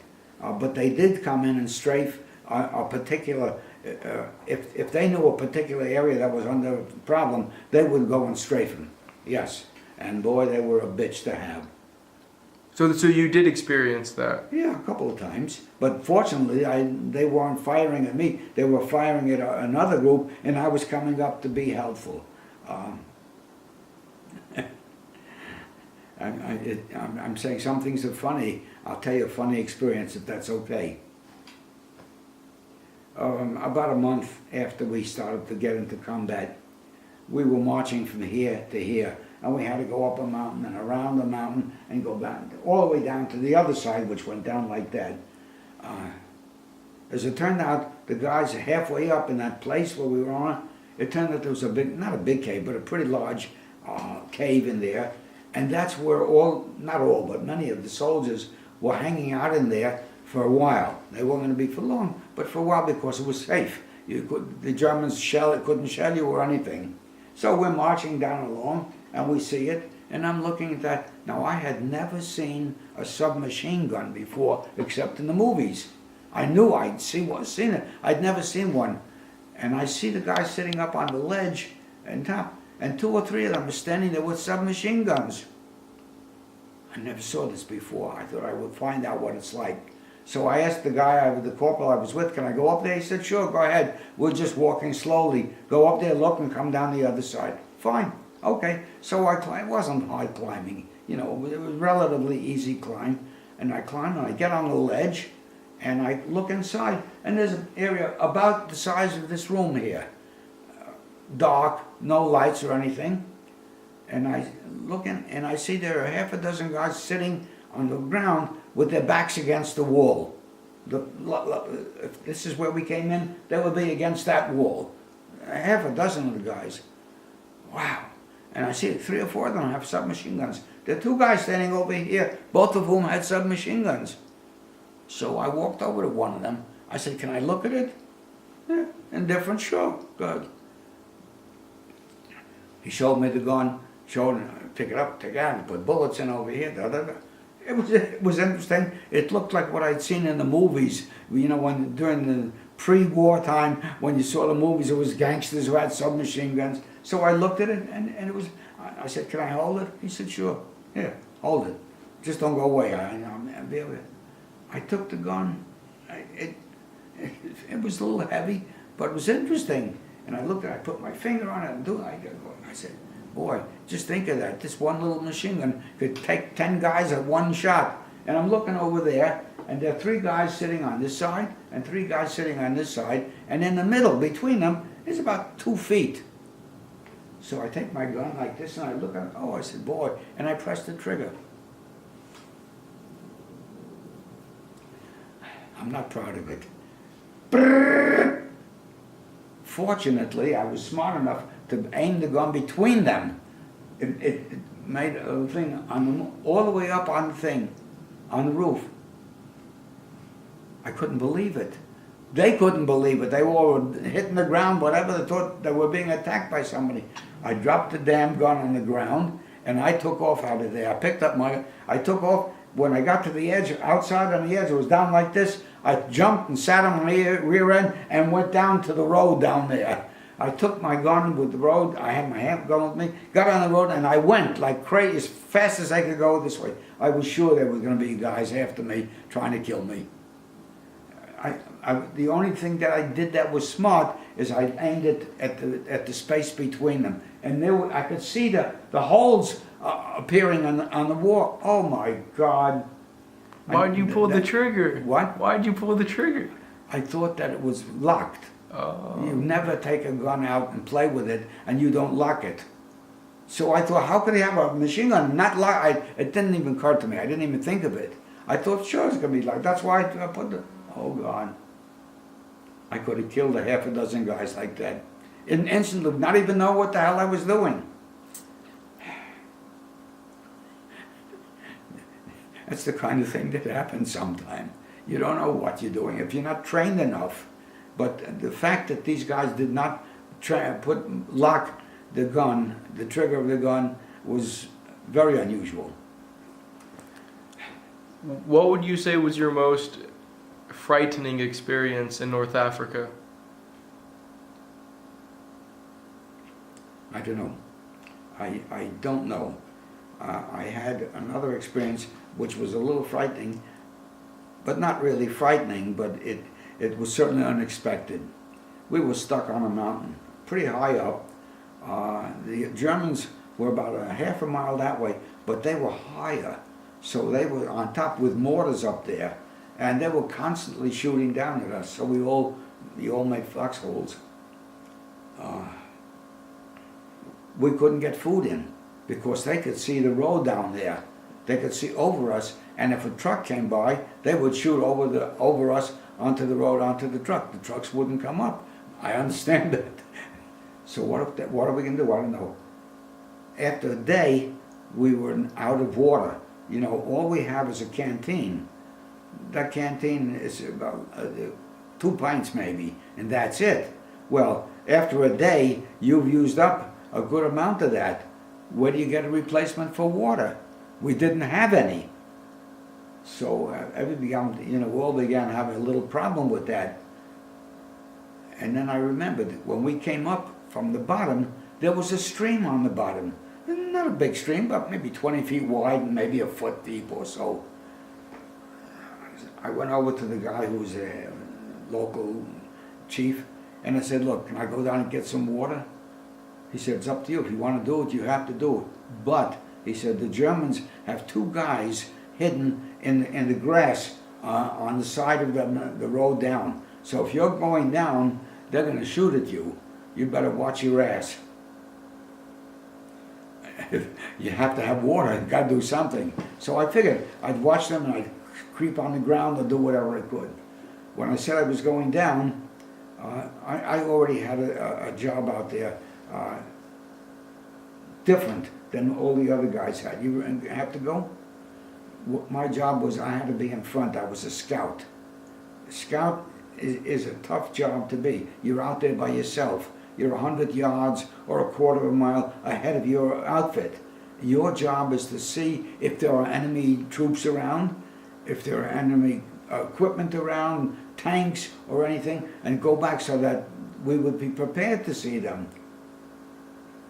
I liked that job because constantly I would be 100, 200, 300 yards ahead of them, going by myself. I was able to dodge. I was able to go down on the ground and crawl on the ground. I didn't have to worry about a lot of other people, but I had to communicate, you know, what we were learning from them. Hello, Rick. Hi. So,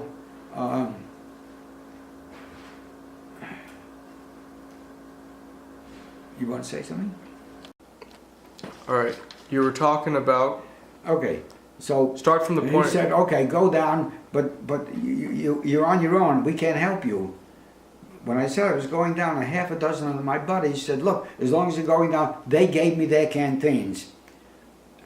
I understood why they couldn't leave, but why they were giving me their canteens. Most of them had some kind of a string or a row or something or other, so I put all the canteens over me. I knew that was going to make noise, but I knew about it. And I'm going down, and I get to the road where the grass is on the other side, and the grass is a foot, 2 feet tall, so guys could hide in it. And when you're going past, they could kneel up on this and shoot you. I was very cautious going down, but nobody did it. But meanwhile, I took my care going down very carefully. I get down to the bottom. It was not very far down, but good crawl down, and I get to the stream. And there's a stream, it's about as wide as this room, and maybe this deep, and there's water in it. Oh boy. Okay, so I get to the edge of it, and it's only a half a foot down into the water. What the hell am I going to do? You know what? I got into the water. What do I care? So my shoes are wet and my stockings are wet. That didn't mean anything. Water was more important. And I get in the water and I fill up my canteen, and as I'm drinking it, it suddenly occurs to me, I got these 6 or 7 other canteens, and I got to put them down somewhere, got to do something. What can I do? And I see a couple of black logs floating around. One is on this thing, one is on this side, one is on this side. There's one not far from me. And I take both my canteens and I go over to this black log, and I sit down and I sit on it, and I start filling all the canteens with water, and I put them over. Now all of a sudden you have 6 canteens with the water. It's a little heavier than it was. There you are. Then I'm doing that, and I say, you know what? That looks very funny. I never saw a black log. Never. I never saw, with that. What kind of a log is that? I don't know. So I go take a look, and that log over there. Hey, there you are. Can you start from the point that you were filling up the canteen? I filled up the canteens while I was standing in the water. Then it suddenly occurred to me, I'm talking about 6 canteens, and I can't put them down, like on the ground. But I'm with the log, so I'm here. And then it occurred to me, I never saw a black log before. So I look around and take a look, and I poke it, and then I suddenly realized something. It wasn't a log. It was a corpse. It was a German soldier. And he still had his helmet on his head. And I look around at the other ones floating around. They were all German soldiers.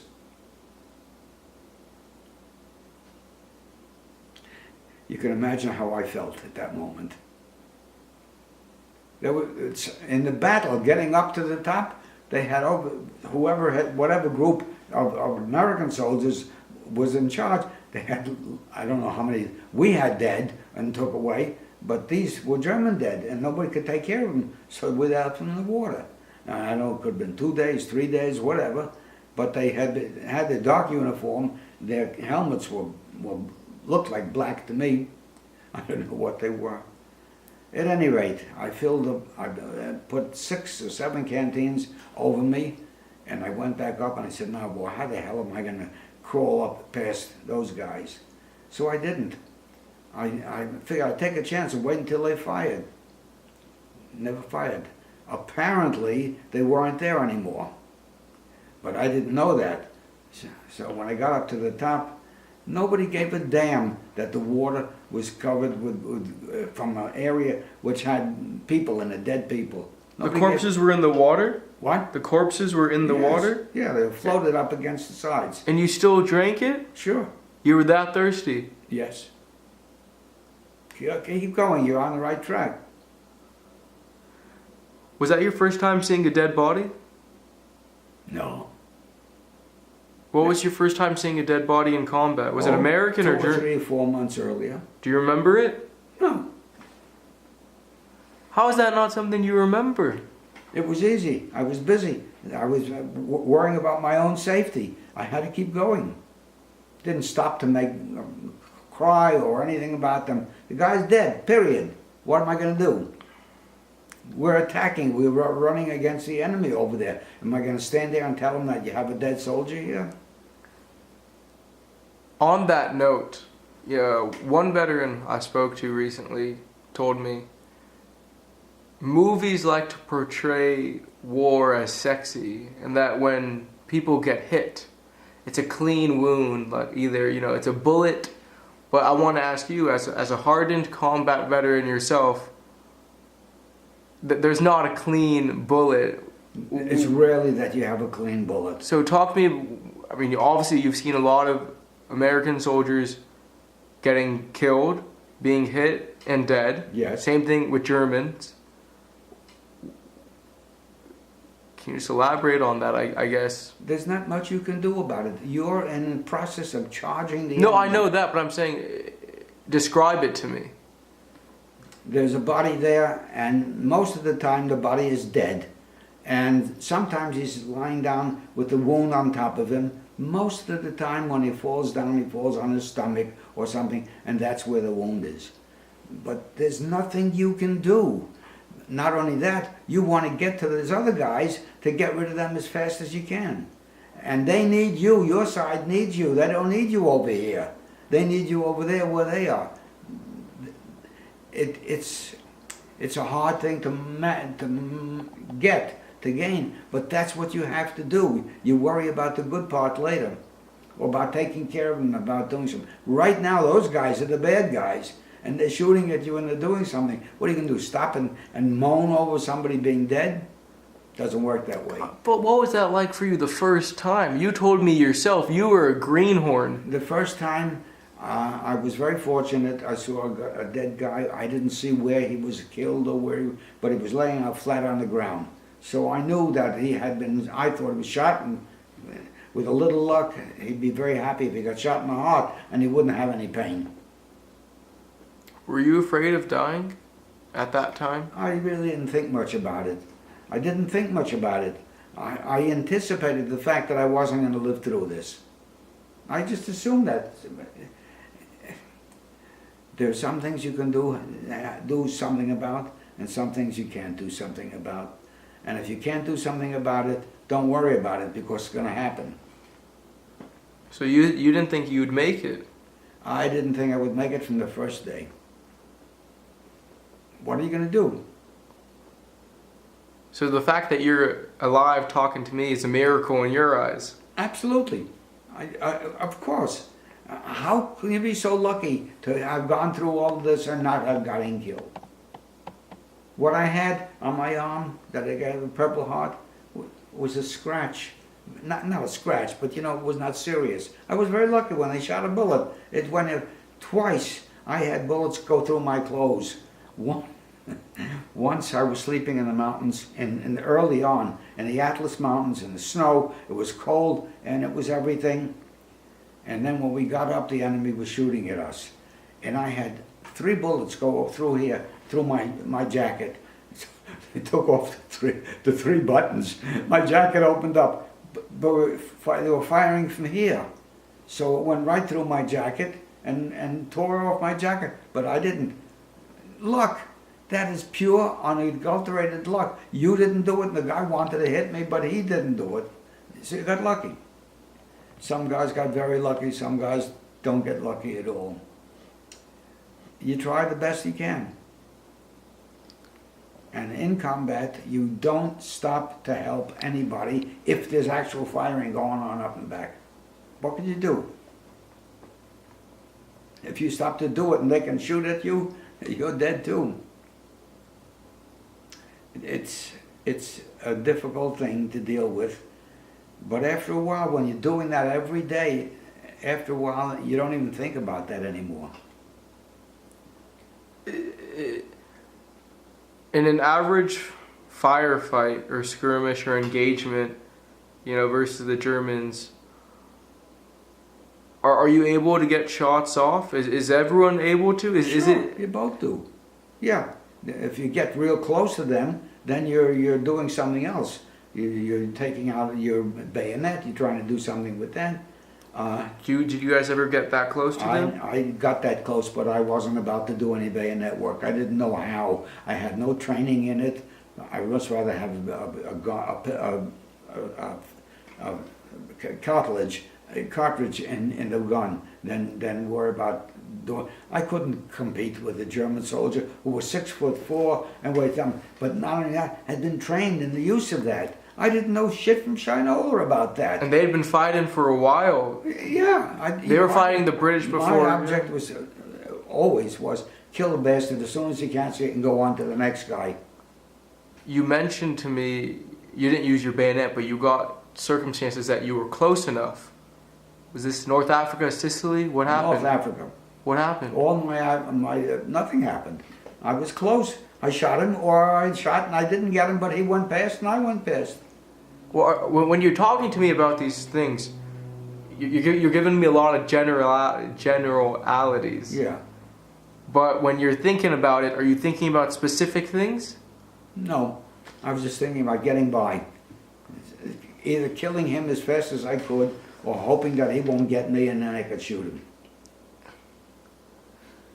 You're very involved. But what I want to know is, usually when I talk to veterans, right, they're able to pull or conjure up some specific instances.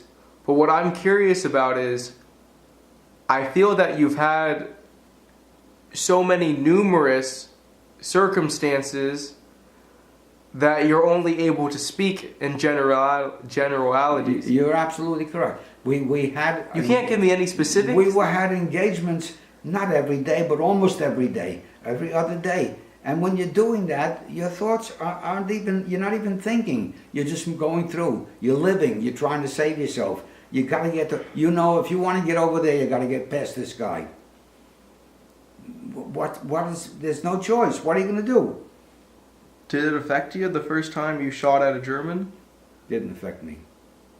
I had no clue as what I was doing. I pulled the trigger on a thing. I didn't know how to shoot much. Turned out later, it was a pretty good shot. But at the beginning, I didn't know what the hell I was doing. All I knew was I shot at him. But we all did. We were a bunch of people together doing things. And if you shot the guy, did you start, oh boy, I shot the guy? Let him go. You're going right on because there's another guy over there. Though I know it's not like you tally each one, but I guess I just thought that, something like, what you experienced, I thought it's something that really stays with you. Imagine how your life would be if you had to do that every other day for a year. What would you remember? What would you have? You're not thinking of, you're thinking it from your point of view, and that's okay. You're not there. But if you were there and that was happening, what would you do? You shot somebody, you killed them, you raise up a flag and scream that. No. What do? You go on to the next guy. If there is one, it isn't always. Was there a particular skirmish or battle that was real bad for you personally? They were all the same. They were all bad. They were good. You know what? If you do it with one person or with 5, it's pretty much the same thing. You're not thinking about that. You're reacting to the physical atmosphere in which you are.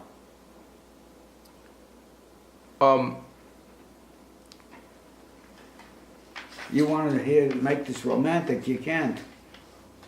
That's the way it is. I'm not trying to make it romantic. I'm saying, that's the way it is. You don't even think much about what you're doing.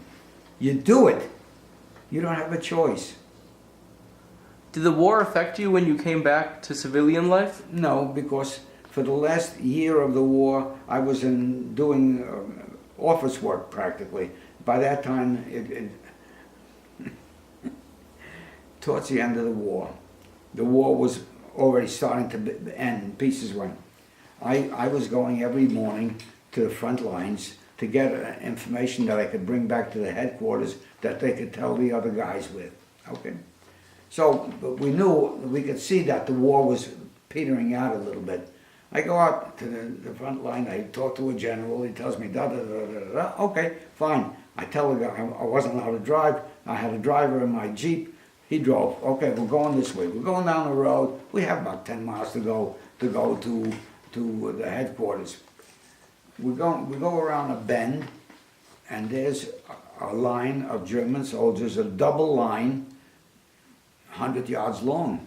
There's got to be 100 guys in there, more, maybe 200 guys. They're all walking, they all have a gun slung over their shoulders. There's 2 officers in front, and there we are in that stupid Jeep, just us, the driver and me.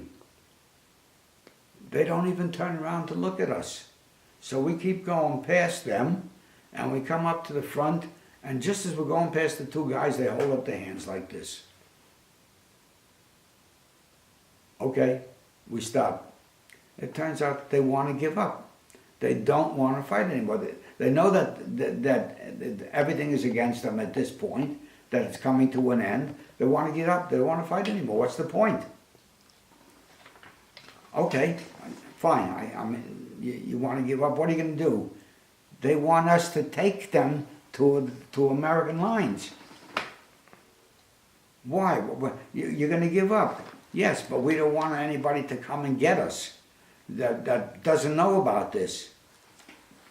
We talked a while, and they said, you drive and we'll follow you.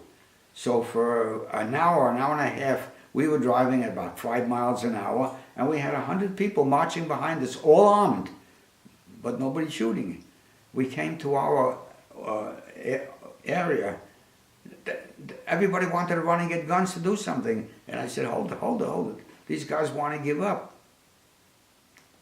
Well, ultimately, we got guys come out and they brought a big empty truck, and we piled all the guns in there. And then these guys went in, they were, whatever you do with prisoners, I don't know what you do with them. But they were taken someplace else. All of a sudden, here we are with this Jeep, and there are 100 guys walking behind us. I asked you earlier if you spoke to your family about Any of this, and what did you tell me? My family knows all about it. My wife I told you, I had 360 letters. What more could you do? Other people got some, but not much. But my children grew up and they knew a little bit about it. They talked about things that happened. You know, they began to get it. Of course, they read the book, but they knew, you know, a lot of that stuff already. So, moving on from North Africa, Okay. what happened after combat ended in North Africa? I told you what happened in North Africa, that I got malaria, that when I got out of it, my group had gone to England. And that was after Sicily. No, I was after Italy. You're correct. Because you go from North Africa, Sicily, yes, England. right. Sicily was more interesting, but it was much shorter. It was short, it was 3 months. You know, not 1, 2, 3, but it was very tough. But boy, they were tough in Sicily. But the mountains were very high, very hard to deal with. There was one instance when we thought that we had an easy task to do, and my company went up to the top of a mountain to take care of it, and they walloped us. They walloped the hell out of us. And not interesting thing happened. We realized the guy in charge of our group realized he needed help, or we were going to all be hung up. The phone wasn't working. Remember, in those days, the phone was in a thing that big, and they were up in the mountain, and he couldn't get them down in the bottom where they were, and he needed more help. So I was the guy who did all that stuff up in front. I said, okay, I'll go get him. He said, you got to get him right now. It's it's important, and it was important. I went down that mountain. Man, you wouldn't believe. I was jumping down areas 10 feet, 5 feet, 15 feet, just running all the way because their lives were at stake. But I got down without killing myself, and I got to the company headquarters, and I told them how bad it was, and they were able to send up additional help. So the other guys were saved, but boy, not by much. Now, were you a part of the invasion of Sicily? No. I got there 3 or 4 days afterwards. Was that a you thing, or was that your entire regiment got there? One different company of the regiment was in front. We followed. We were going a little bit around the other side, so we didn't hit the main part. But we knew what was going on, what was happening all the way. So you mentioned that while it was brief on Sicily, the fighting was very acute. Can you elaborate on that? No, I don't remember very much about Sicily, except that it was acute, and I didn't, it didn't really hang in my brain very much. We were doing it all the time, every day. At some point, you just do it. You don't think about it all the time. But it was a relatively short war. I think it was a month and a half, maybe, that it lasted. And that area high in the mountains that you mentioned, you guys were getting walloped. What was the opposition? Were they firing down upon you with machine guns? They were mortars? they What were was doing the same thing that they did down in Italy, in North Africa. They were shooting with whatever they had and trying to get us.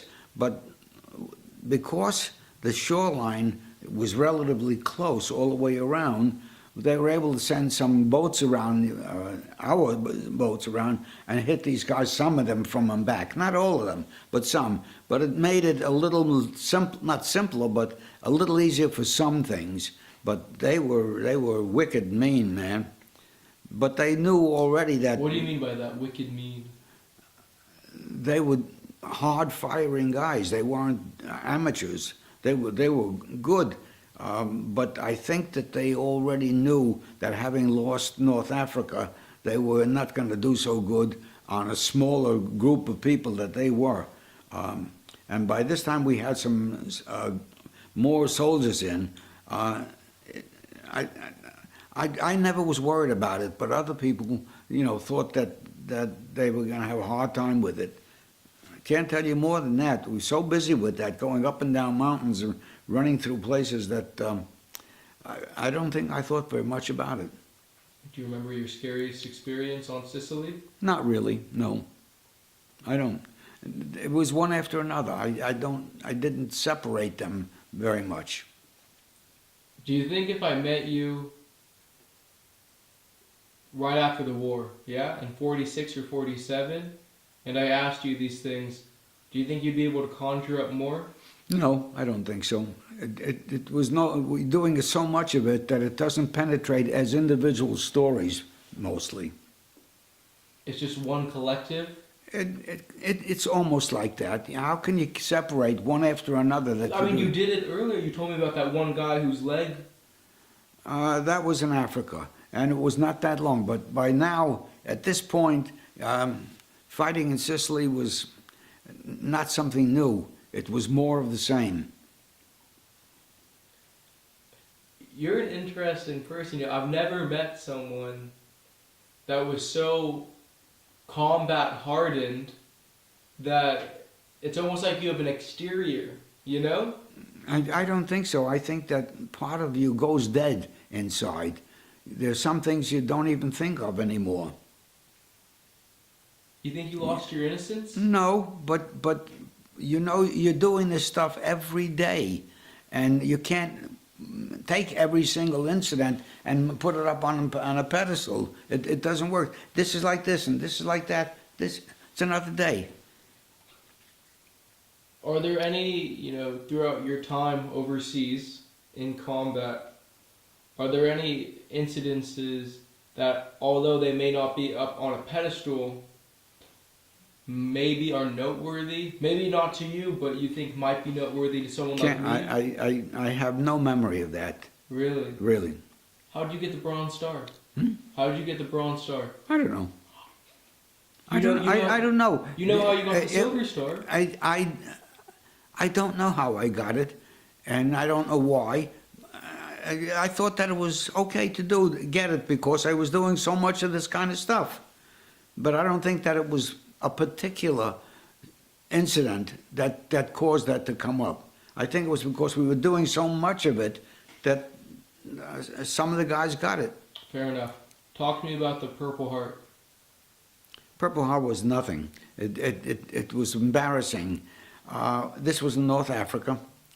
I was actually, I wasn't even in a foxhole. I was up, the mountain rose like this, and I was standing right in front of it, and I did this, and a shell hit the rock over here, and I don't think that it was a piece of metal that got me. I think it was a rock that was blown off and went across my arm, and I got it. Now it's nothing. I didn't even get medical attention. I got one of the guys who had stuff and medical stuff with him, and he took care of it, and he put a bell in it, and it was okay. Almost they didn't pay any attention to it. Okay, it's bleeding, and that's a big deal. When you see all of that stuff that's going on and what's happening to people, a cut on your arm doesn't really shake your stuff too much.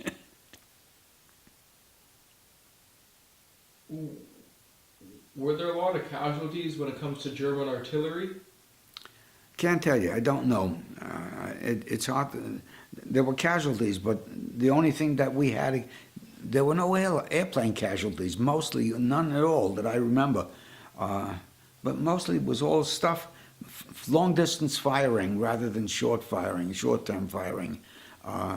We were all infantry soldiers, but we weren't shooting big stuff.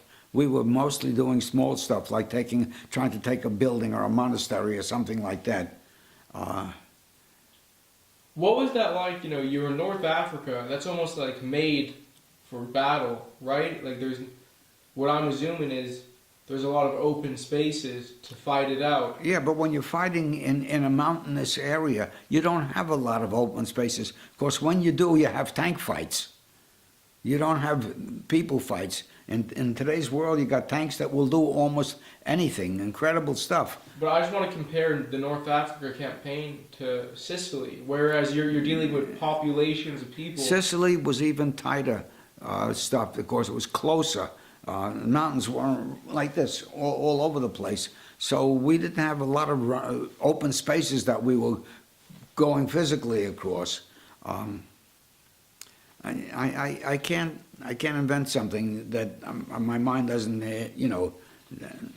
No, I appreciate you being honest with me. In North Africa, did they give names to your guys' objectives, like Hill 360, or is that common? Sometimes, yeah. But what does it mean to me? If you told me that's Hill 56, so what does that mean? Doesn't mean a damn thing to me. But they said, that's where we're going. Okay, got it. And when you guys are preparing to go to a battle, or somewhere where the Germans are, do you guys run there? Take trucks? Nah. Walk? March? You don't want to run there. You'd be so tired when you get there. You couldn't do anything. So how do you get there? We're walking. We get there sooner or later. But sometimes we go by a lot of trucks to the area, but not directly there because the trucks would be vulnerable. You can't afford them. You need them.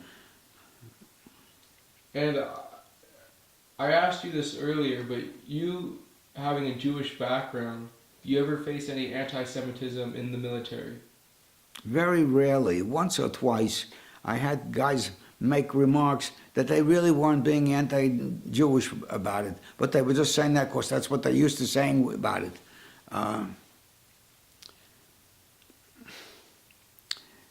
It was not a major problem for me. Did you ever meet anyone or interact with anyone that had battle fatigue or shell shock? No.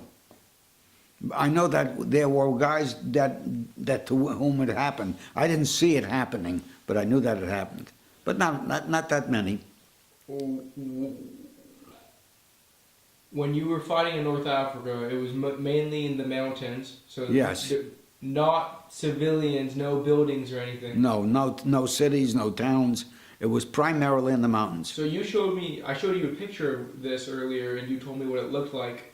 So would the Germans just be on one side of a mountain, then you go rout them out? They're not just on one side, they're around the mountain, and they're on both sides of the mountain, being able to shoot down at you. But the area, it depends upon the area. You can't say that it was all the same. But it was generally that kind of area. It wasn't space that you can bring a whole bunch of tanks and they could go up and back. Got it. Now, what do you remember about all the destruction done to the cities in Sicily? What was that like to see? Not much to me. I didn't remember much of that. In Italy, I saw a great deal of the construction, but not in the battle, because we came up in Italy after the battles. I wasn't in fighting area anymore. So what was it like to see all the destruction in Italy? There's some poems I wrote that would give you that answer. It was destruction in Italy. Tell me the poem. I'm not going to tell you the poem. Oh, you don't have it memorized? Sure I do. I have them. I would love to hear it. See if I can find one or two for you. Wait. Just describe to me what you remember about the destruction then. About what? The destruction in Italy, just what you remember about it. There was a lot of destruction by the Germans. They didn't give a damn about what they were doing to the Italians. They didn't think very highly of them. So they really chopped up their towns a lot. And the peasants, especially, people not with a lot of money, who went into the town, everything was gone. More stuff was gone. The buildings were torn apart. The stores were blown up. The Germans just didn't care about that. Even though they were their friends theoretically, they didn't care about how well they took care of them. Can you talk to me about your most memorable experiences working in Italy? No, because I was in the army all the time. I wasn't working with civilians. No, your most memorable experiences. No, it's hard to tell you. There are a number of stories, but Just give me a couple. It's not likely. One of the things that we had a problem with, not just us, but the army, the Germans had taken charge of a Monte Cassino type of thing on top of a high mountain. It was a religious place, and it was almost impossible for us to get up that far, straight up like this, to get up there and take them out. We did all kinds of stuff. They shot it, and the Germans just went underground while it was all firing is over, and when it was, they came right back out again. It was very difficult to do. But finally, a group of people who were badly miscast came and took care of them. These were the Japanese. There was a Japanese regiment that came, and they did stuff that we never would have done. They weren't afraid of doing it. They did it. They knew what was happening, but they were so anxious to prove that they were okay that they did things. A lot of organizations tried to beat them, and they couldn't. And these guys came up, and without big guns and without tanks and without anything, they were able to get by the firing that the Germans were doing at them. They got around the mountain, they went up, and they lost a lot of people, but they were the only ones, they got it down. The 442. Yes, it is, that's it. Big time heroes. Yeah, they were.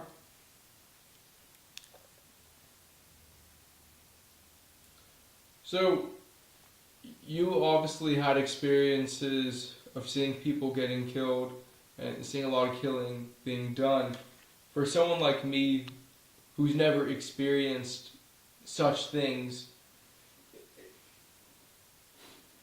how would you describe those experiences? Again, how do you describe them? Who knows? Everybody reacts differently to something like that. After a while, when you see bodies, how many times do you have to see them so that it doesn't affect you the same way anymore?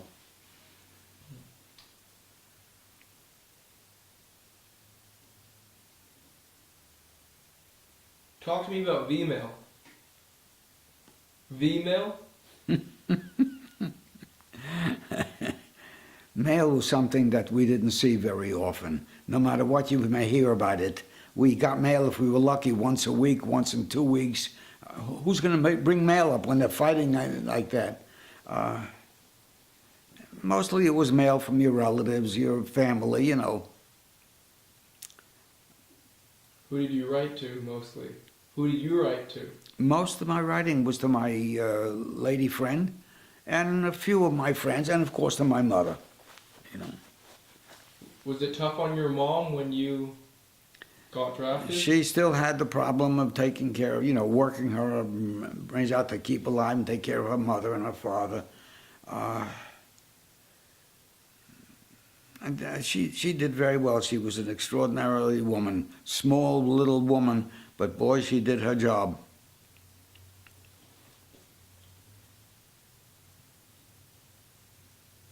Before you would go into combat, was there anything that you would do for good luck? No, Did you believe in luck? not really. Luck is what happens, you know. Alright.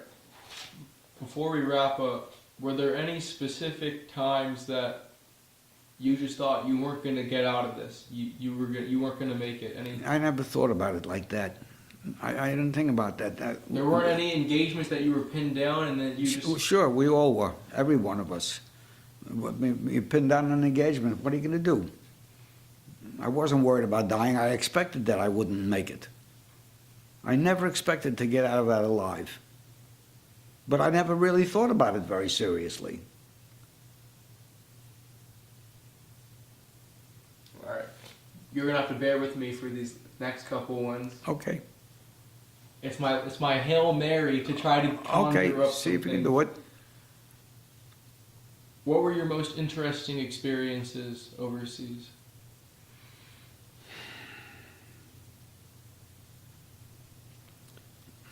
There were a couple of them.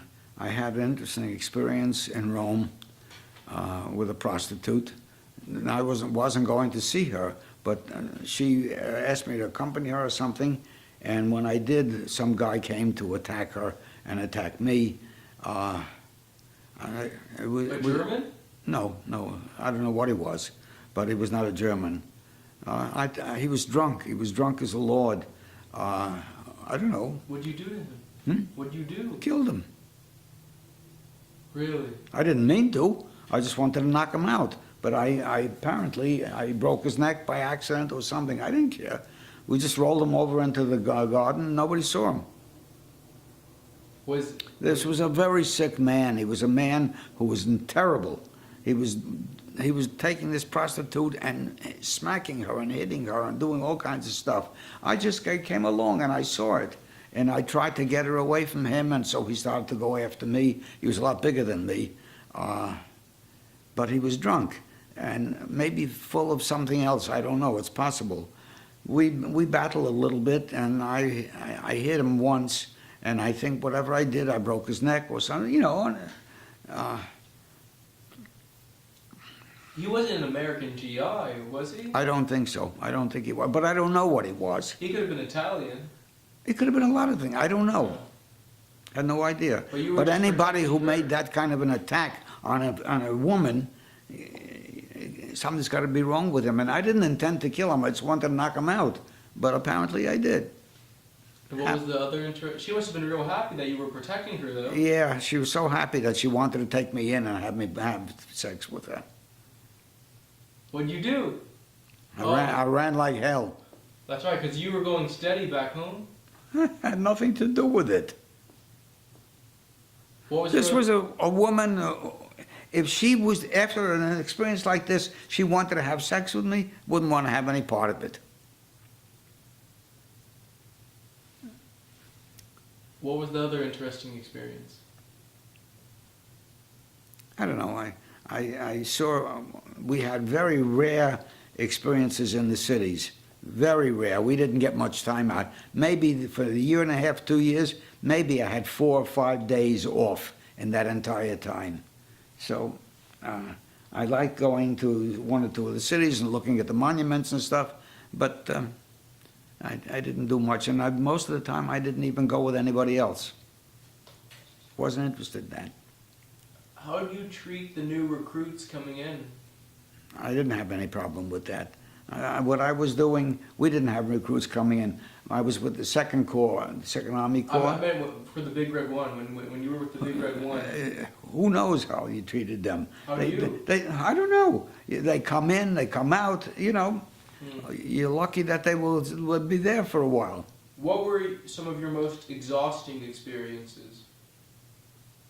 I don't know what the most seems to me one after another they were all like that. Can you give me just a story about one exhausting experience?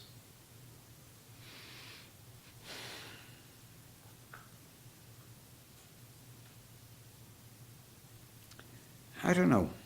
It's hard to say. A couple of times I remember being with people and the Germans were attacking us and these guys weren't doing what they were supposed to. And I remember one going down the mountain. Man, that was incredible. I didn't think I would make it down to the bottom without falling and killing myself. But I did. I ran away, let those there, and I went and I got another place, that's all. What, the Americans you were with weren't fighting back, is what you were saying? They weren't trained, they weren't with us, they were doing things that they weren't cooperating with us with what we needed to have done. I didn't think too much about it. I mean, with them not cooperating with you, they could have easily gotten you killed. Yeah, they could easily have not have finished out what they were supposed to do and protected us, and maybe because of that we would have gotten killed. Who knows? Is it because they were too yellow? I don't think that was the word. They just didn't know what the hell they were doing and didn't have much care mentally. I wasn't very hardly respected of them. Are you able to tell me about one of your most harrowing experiences? Nah, I don't know what the most harrowing No, was. not the most. Just give me 1, or 2, or 3, or 4. I can't think of it at the moment. One at least.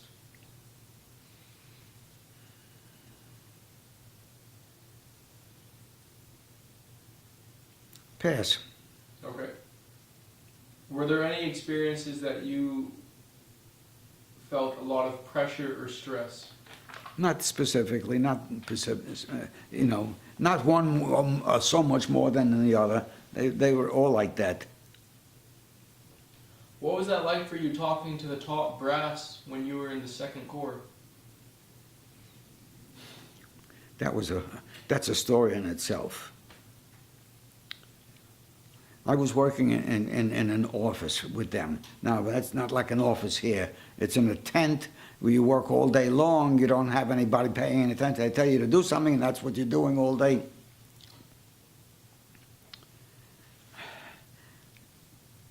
We 5 minutes, okay? We were in the northern part of Italy.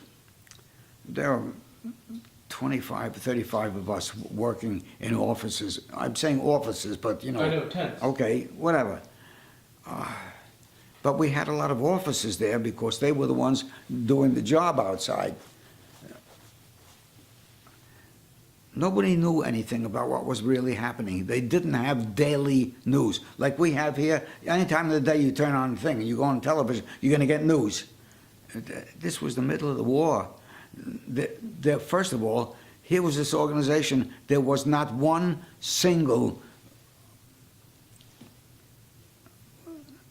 No radio. There was no radio news. So how did you guys We got the information because we were dealing with outside people, and they would tell us about what was happening. I was working doing this stuff, and I found that if I listened to the British agents, British radio, they were giving the news out, but they were on at 5:30 in the morning. So after a while, I kept getting up at 5 o'clock, and 5:30 I turned on the British, and I get a half hour of news. After doing that for a while, I started taking notes about what was happening, and then I would write up the notes on a piece of paper like this, 1 page, 2 pages. You know what the machine is that you duplicate in when the old-fashioned machine? You can, I don't remember the name of the machine. Whatever it is, I would take this paper and I'd make 2 pages of it by doing it. And then when I saw that it was working, I would make 10 or 15 copies of the 2 pages, and when I went to breakfast with the guys, all of the guys I knew that were around me, I would give them the 2 pages of it. But after a while, some of the officers who were having meals with us were curious about what it was, so we gave them a couple of after doing that for a week. Wait, but the papers just had the intel from these outside sources. Only from the British thing, from the British, what the British told me on the radio, that's what I wrote up. Okay. I couldn't believe that here we have all the guys taking care of the Second Army Corps. You know how many, 5 or 6, 7, 8 divisions? They're doing it, and they don't have information about the latest thing that's happening every day. How'd the British get their information? Who knows? But they were doing it every day. The Americans were getting information from various sects of it, but they didn't come together as a whole group, and they really weren't interested in telling it to the people. They were just telling it to the people who needed it. So I wrote it up and I did it, and after about 2 weeks of that, all of a sudden all of the officers said, they want one, they want one. So it got to the point now, oh boy, where I was doing 15 or 20 copies a day. It was driving me crazy. All of a sudden, out of a clear blue sky, somebody came over to me and said, look, forget about this. We want you to do it. We want you to get the information. This is not the British information. We want you to go to all the sources that you need, get the information, come back, write it up like this, and give it to us. The guy, the head of it, the general, said, I want you to go to the front lines, which is not far from, it was 10 miles, 5 miles, 15 miles away, depending on the day. I want you to go to the generals who are in charge. I will tell them that you're coming, and I want them to give you the report on what is happening immediately. So every morning I got up at 4 o'clock, 4:30, 5 o'clock. They gave me a Jeep. I would drive out there. Usually take a half an hour to get there. I would go around to half a dozen generals or half a dozen heads of various organizations. They'd give me a paragraph or 2 paragraphs or something. I would come back with the Jeep. I would get onto that thing, and I would type up 2 pages of it. Then I would have somebody making copies of it, and I would give it out. So first, I went, when all the officers had their breakfast, they would get together afterwards in this big tent. So I went to their breakfast, and I would speak to them and tell them what was on the paper over here. After 7 or 8 days of that, one guy, big wheel, I can't forget, was some officer, said, you shouldn't be doing that. You're an enlisted man, and these are all officers. You shouldn't do it. So we have to have a higher level guy talking. I said, okay, do what you want. What do I care?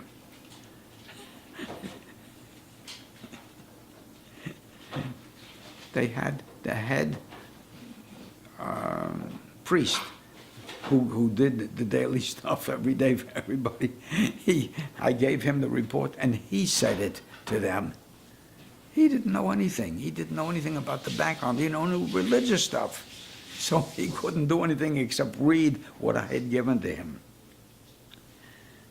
After a while, some of the officers got very upset with that, and they went to the chief general that we had, and they said, hey, you can't have this. This guy doesn't know what the hell he's doing. So the general said, okay, you could do it, talking to me, which he should have done in the first place. We wouldn't have had that problem.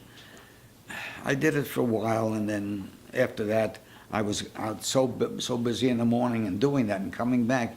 By that time, it was so late in the day, I couldn't even get the stuff done. Then eventually, we got some radio news on it. It never occurred to them to do that. I can't believe it. Can you continue what you were saying? What life advice you would like to leave for future generations? I have no idea. If you were to give me some wisdom for my life, what would you tell me? I don't know what to tell you. I'm serious. I don't know what to tell you. All of the things that we learn in life, they're different for everybody. Don't kill anybody. Don't hurt anybody unnecessarily. Help people if you can. How do you want to be remembered? I don't care. I don't care. My wife. How do you want to be remembered? My wife, my friends, my family, they know who I am, what I did. That's fine. Nobody else is going to give a damn. You know, they don't know me. I'm happy. Is it upsetting for you to live in a world where the younger generations have no idea what you had to go through? I don't think it's a lot more upsetting than ever was for anything. But yes, I think that a lot of the stuff where they teach people are not done by people who know what they should be teaching. Do you have any last words? Nope. I really don't. I'm glad to have the opportunity, when I had them, to go out to these groups of people in schools and talk to them and tell them about what they're getting information that's not real. They're getting information that's not right. And it's good to tell them about what the real stuff is. But war, I'm against it. Thank you for your service. Thank you for Okay. your time.